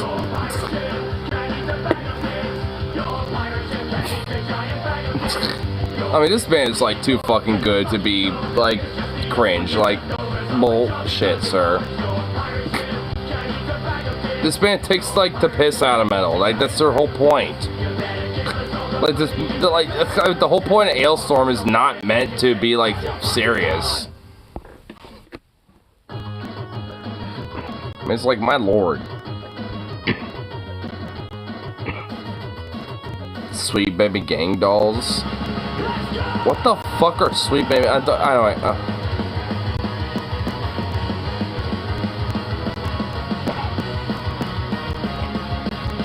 Well, you're gonna have to wait a second for me to watch that.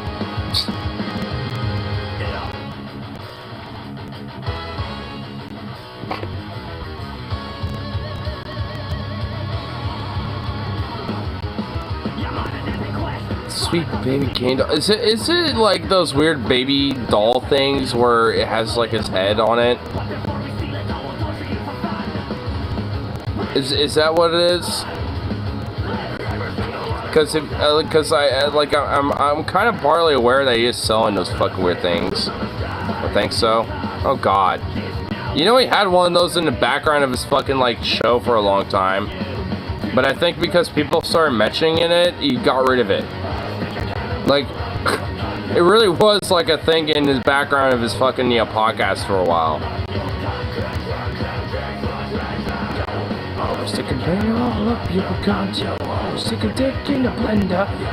Oh, stick a dick all up your cunt. Then jump that dick. Trash out the quest for and last forevermore. Yo, yo, ho.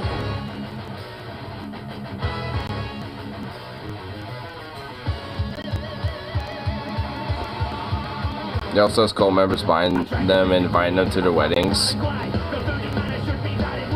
What the fuck?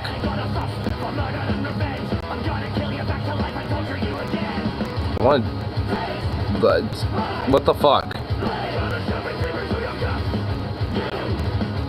Can I just like let him just be truly fucked and shove a cannonball up the cunt or something? Like, what the fuck?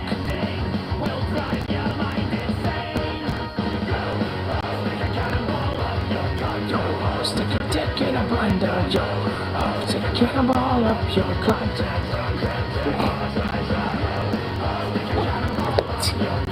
How can you say this cringe? I mean, come on. You can't tell me you don't want to see Matt Walsh have his dick stuck in a blender. Or a cannonball shoved up his cunt. I mean, it's like, come on.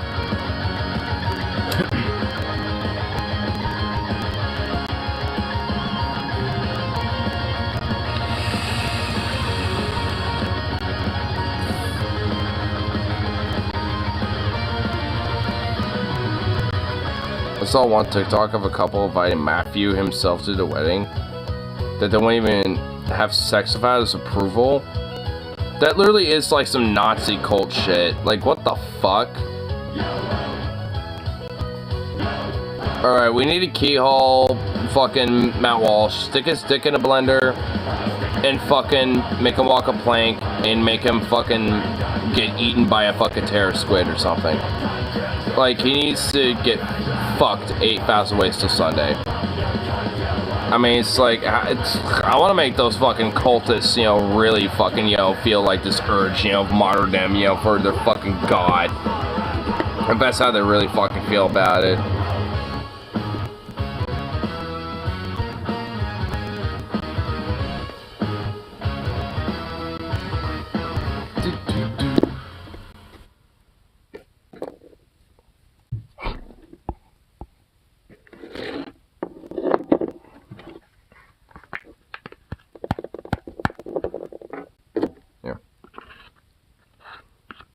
was gonna have that last little bowl be my last bowl, but you know, fuck it, I'll load one more.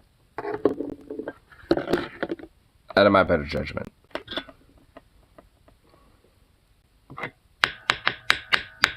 That's a video, beware.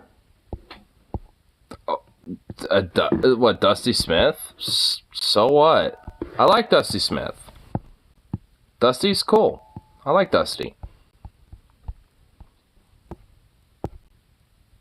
Hello? Well, hello. But this has gotten pretty good at show over the years, IMO. Well, I mean, I think Dusty's been pretty good for a while, so I don't know. I mean, I like Dusty Smith. Can't believe it, but yet I can somehow. Matt Walsh is selling a... Dude, it is! It literally is those fucking weird-ass little babies. It's this weird little plush things, dude. Like, man... Like, I'm a furry, and I can be, like, straight up, like, furries can be some weird shit, like, straight up, honestly.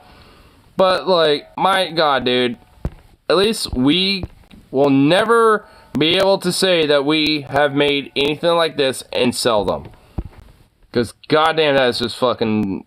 This is real, 100% real, and it is beyond parody, folks. But before I get into making fun of the people that support this... I just want to show you, yes, this is the front page of the Daily Wire. Well, Benny Shapiro's Daily Wire. And imagine if this was Dylan Mulvaney. Imagine if this was any gay... The sweet baby? Dude, what in the fuckity fick fuck? That's just creepy and weird. Any trans... This is unironically more grooming than anything that, like, any trans or queer thing can ever fucking produce. Even the most raunchiest and fucking, like, sexually perverted shit wouldn't even compare, dude. Like, oh my god. Selling a baby version in a diaper of... Dude, and also, like, they got, like, I mean... the weird thing fucking facing you, too, over here in the background. It's just like Dusty... you know, happens to just be blocking it. Beard itself. It specifically says on their page for your kids to play with. Imagine if they're doing this. They'd be outraged. Every single conservative influencer would have this on their time. Oh my god, I just realized. He has a kitty. There's just a kitty just sleeping there. Oh, there's a kitty. There's a cute little kitty. Look what these trans and gay people are doing. They're specifically putting out plush dolls for your kids to play with of adults in diapers. Look what these groomers are trying to do. Shoe on head. Would have been done 10 videos already calling this out. Would have been a Balenciaga conspiracy about how they try to groom your children. Holy shit, dude. Wait, he has like 20 cats? Dude, holy fuck. Dude, there's another kitty. There's two kitties. There's one right there, and there's... oh, they got one sleeping, and they got one just chilling. Dude, I had a cat follow me. Like, when I got home and I was walking my dog, you know, so I can, you know, grab these. Like, dude, I had a cat straight follow me goddamn nearly the entire way there. Like, it was kind of strange. He talks about how often expensive cat food is. Dude, it is. And guess what? Dog food is too. Pet food is pretty expensive. I know Dusty runs a cat rescue. I just didn't realize he had so many at his house. They do it. Crickets. It's no problem, folks. It's all cool, copacetic. Nothing to see here. Just move along. Now, obviously, I don't give a shit if he does this, right? I don't actually believe he's trying to groom children with this. Clearly, this is just some kind of stupid plushie for his idiot cult members who follow him to buy. I mean, honestly, I do kind of partly think that, I mean, you know, because of Matt Walsh and his behavior and shit, I do kind of partly think there is a legitimate sense of grooming with him. Like, if it was literally anyone else, I wouldn't say that. Like, but considering that it's Matt Walsh, I mean, frankly, I do think there is, like, a legitimate sense of, like, a merit to be had to say, yeah, he's doing this as a way to, like, kind of, like, so, you know, subconsciously, implicitly, like, groom kids, you know, in a sense. Maybe not, you know, with, you know, him, you know, like exploiting those children, but as a way to kind of like establish that, so to speak, a little bit further, with the exploitation that does happen to those kids, with the victimizers that exploit them, which they are doing in droves. I'm about to show you, but regardless, if it were a gay or lesbian person or anybody on the left doing this, the propaganda will be endless, non-stop, with a one-sided narrative towards it. It will be used as 100% proof that they're out to molest your children and groom them. We all know it's true. But folks, this is how crazy it is. This dude has built up a cult around himself. Yes, Matt Walsh. I just realized he has like 3 cats on screen. There's another one with his fucking feet just sticking out. Oh my god, he has like 3 kitties. He has 3 kitties on screen. Like, oh my good lord. He has all the kitties. Oh. It's like the Captain Zepto animated shit made by ultra-conservative Christians. Captain Zepto is the space Captain America clone mixed with Trump's ego. So basically, Homelander. I told you he has a lot of kitty. He has a lot of pussy. He's flooded in pussy. A charisma black hole. Somebody who's not handsome, not intelligent, not smart, not funny. Nothing going for him except that he spreads hatred and bigotry towards gay and trans people. And that's literally all it takes to build a cult following among the worst among us. Don't believe me? Here we are. And they refer to Matt Walsh as their daddy, Daddy Walsh. Cringe warning. These are real people. These are real Matt Walsh fans. Alright, sweet Daddy Walsh, your wish is my command. Sweet baby gays, they call themselves. Yeah, there they are. I got a little baby Matt Walsh tattooed themselves forever. And Sweet Daddy Walsh, oh my god. This guy is literally a beta. This guy is fucking unironically a gay fucking queer if I've ever seen one. But it's just closeted and insecure, ultra fascist conservative about it. And that's what makes him, open for mockery, and insult as far as I'm concerned. Like, oh my god, what a fucking freak. What a fruit. Like, oh my god, dude. There's some good life decisions, and they're not the only one involved in this cringe. And I have one question for you. Sweet Daddy Walsh, when are you joining the Sweet Baby Gang Facebook group? Why haven't you joined the Facebook group yet? We're waiting for you. Your sweet babies need you. And you're just letting us down. I'm cordially inviting you to join the loyalists of your sweet babies. So, what are you? The loyalists of your sweet... Oh my god. I actually want to unalive myself right now. Ironically. Oh my god. Like, how did you kill not only the concert high I had, like, weeks ago, but also, like, my convention high that I'm going to regain tomorrow. Well, I guess technically today, but like I'm gonna regain later. Just like literally all in one fucking like video. Not even in a video, but like a section of a video. Like, oh my god, like I want to die now. Like I don't want to live. Oh my god, dude. Dude, this is like worse than like, dude. I don't even think Jim Jones was this culty. I don't even think Jim Jones could perceive such a like fucking sophisticated like brainwashing cult fucking mentality with this shit, dude. I mean, what in the fickety fuck? Not even Marshall Applewhite. None of these fucking cultists would be able to do it. Come on, man. Yeah, I have one question. Get involved in the Sweet Baby Gang. Daddy Walsh. Come on, man. Nothing creepy about this at all. Just totally fucking normal. And oh, so normal. Worse. They created whole songs dedicated to their Daddy Walsh. What? There's a gang of sweet babies. We're called the Sweet Baby Gang. I actually literally want to put lead in my fucking brain. Like, I actually want to put a Full Metal Jacket round right in my fucking head. Oh my god! 7.62 millimeter Full Metal Jacket. Like, I am starting to feel like Private Pile right about now. Like, oh my god. Yes, that is a cover of A House of the Rising Sun. Yes, it is. It literally is. Like, that's why I'm feeling a little bit of some Private Pile right about now. Like, oh, the high is dead. My high has died. I feel sober as a dober. Hot take, Five Finger Dead Found a decent cover. Well, the song is an old fucking song. Like, I mean, technically, Woody Guthrie even covered it. Like, that's how old this song is. Like, Woody Guthrie covered it. Like, I mean, the song goes back quite a while. I mean, from what I understand, I mean, I don't think there's an actual, like, real origin of, like, who, you know, like, who knows, like, the artist is.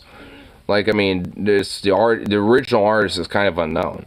So it's always been kind of like a cover song that, you know, basically that's in the public domain for all intents and purposes that people use. Because it is a good song. I mean, it really is. So, I mean, I think the origins, from my understanding, you know, comes from a prison's hymn. Like, you know, where prisoners, you know, would sing, like, different hymns and shit. I think, from my understanding, like, the most common consensus is that that's where the origin comes from. So it's not like a real, like, original artist, so to speak. It, you know, it's just different prisoners that eventually kind of, like, made a bunch of lyrics and, you know, eventually a song, you know, because of the work they were doing, being prisoners. So, I mean, you know, like, from my understanding, that's kind of the general consensus with it. So, either way, I mean, we don't really know who the original, you know, artist is. We just know that we can kind of infer where it comes from, which might be a prison hymn. Which, I mean, to an extent, it is. I mean, but, I mean, we don't really know if that truly is its origins. Dad? I guess it's Mad Walls. I no longer like this analogy. Alright, this hurt my soul, folks. It is hurting me down to the fiber of my core. I literally want to die. Like, that's how it's hurting me. Hey Matt, my name's David. This is Vessi. Hello. We're dedicated members of the Sweet Baby Gang, and we're getting married in a couple months. 2 months, actually. October 1st. And we would very much like for you and your family to join us. She was raised Catholic, and I was raised Christian but not Catholic.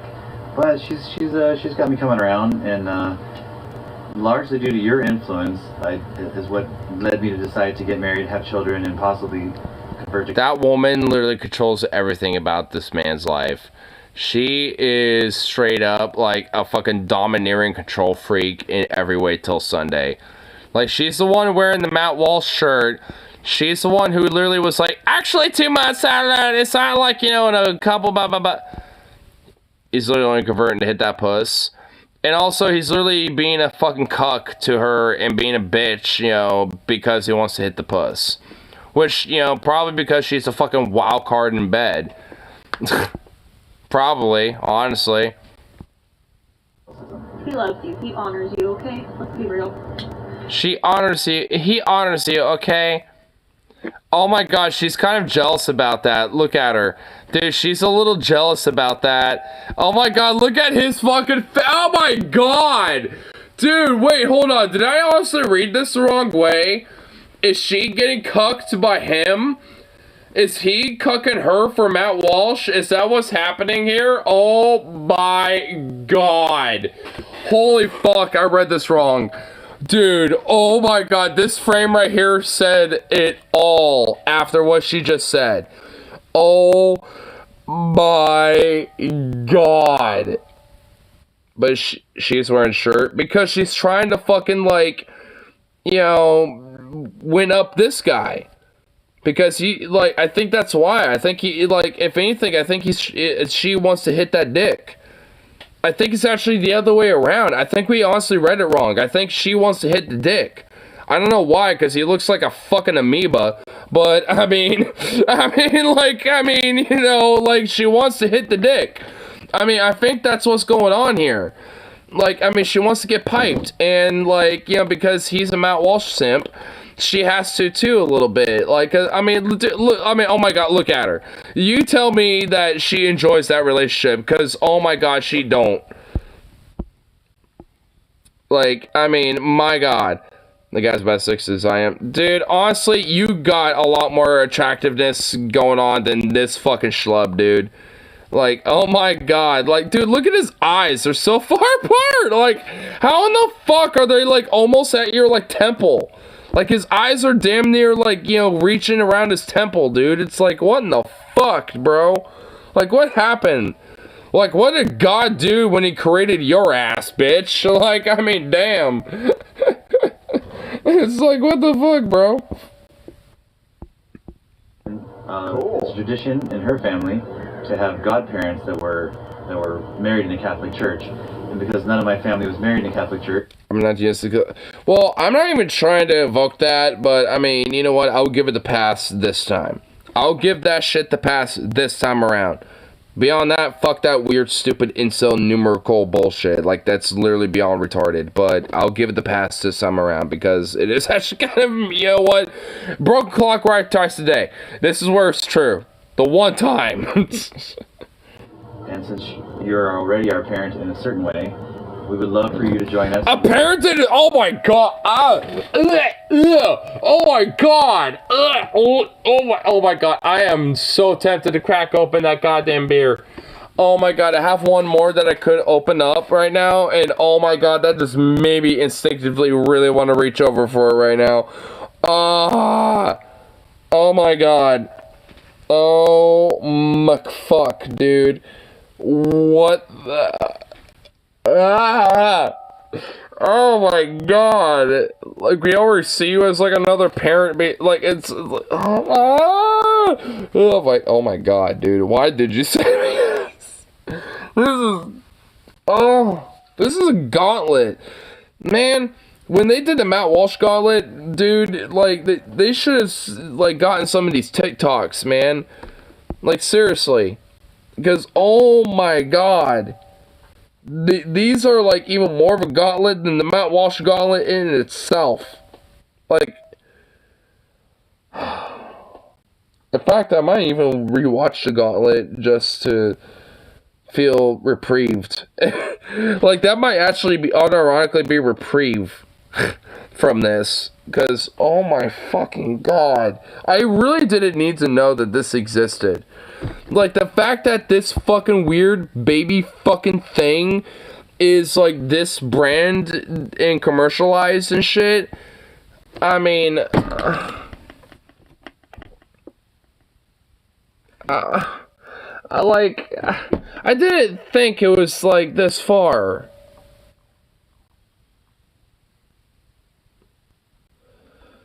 But it is. I'm defeated. I'm really, truly defeated. Oh my fucking god. Yeah, hey, my family who would actually take care of my kids aren't allowed to. If we die or something, we can't leave with my family because they didn't get married in a Catholic church. Totally normal. So you, total stranger who doesn't know us, would you raise our kids if we die horribly? Totally yeah, they probably would, unironically. So we'd love to fly you and your family out here, and can't wait to meet you. Yeah, we're super excited, okay? You better come. SPG for life. Yeah. Oh my god. Sweet baby gang for life! Holy god, conservatives are so fucking weird. Just when you think they can't get any weirder, life finds a way. And yeah, that's kind of the sad truth, isn't it? Life finds a way for conservatism to get more batshit insane.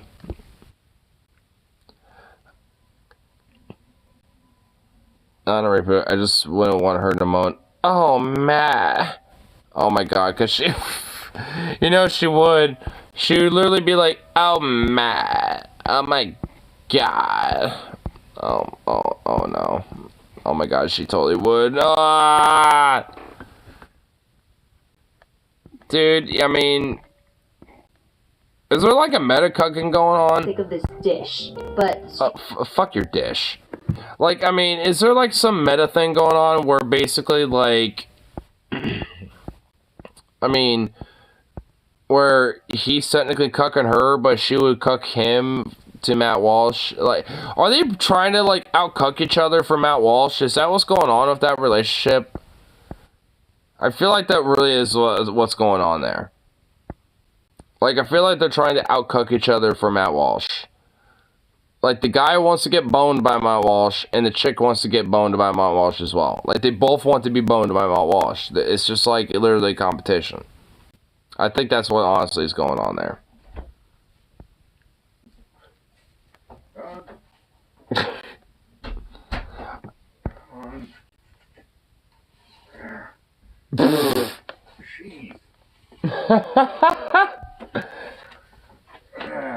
Oh my god. He's stuck in the little corner and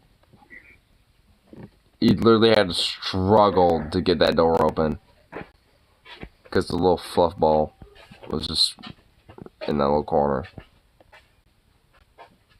What a goober. What a goober little dog. That was painful, wasn't it? Yeah, that was very painful. What in the fuck?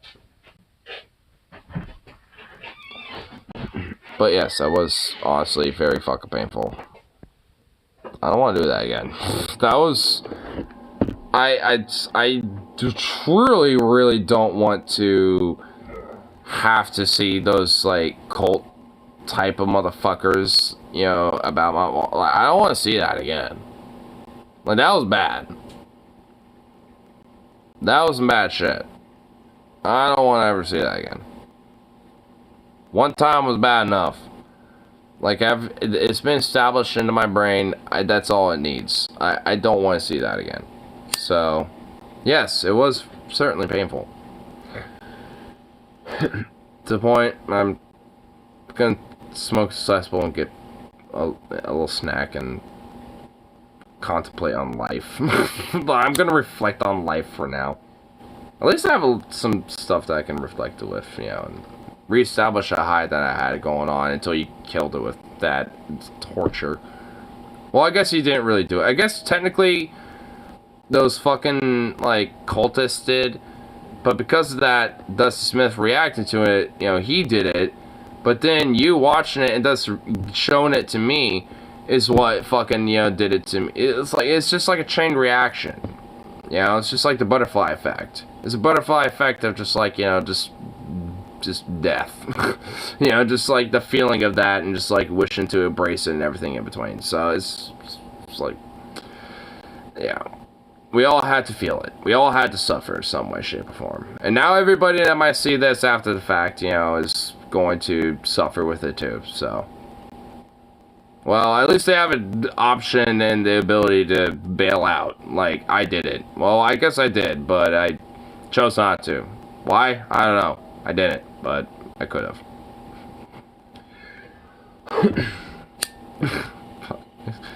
Anyway. Aye. Could be a member of the Sweet Baby Gang soon. No, the fuck I'm not. I'm gonna be in the... Well... the Sweet Satan Gang. How about that? Yeah. It'd be against, you know, Matt Walsh's fucking weird bullshit. Because Satan's better anyway. Satan's cooler. Hell's just a better place anyway. Better than fucking licking the dick of God all damn day. So, yeah. Obvious Satanis, as far as I'm concerned.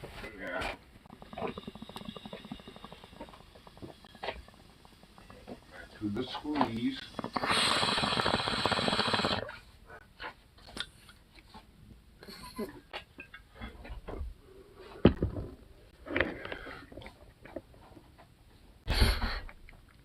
I love he has to like smush himself in between that dog and a door.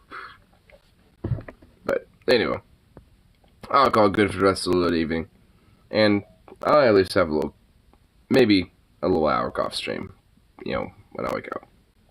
But if not, well, probably be back around probably the same time tonight, you know, well, tomorrow night. So anyway, peace out. And of course, I'll be back around for the next one. So a toodaloo, buckaroos.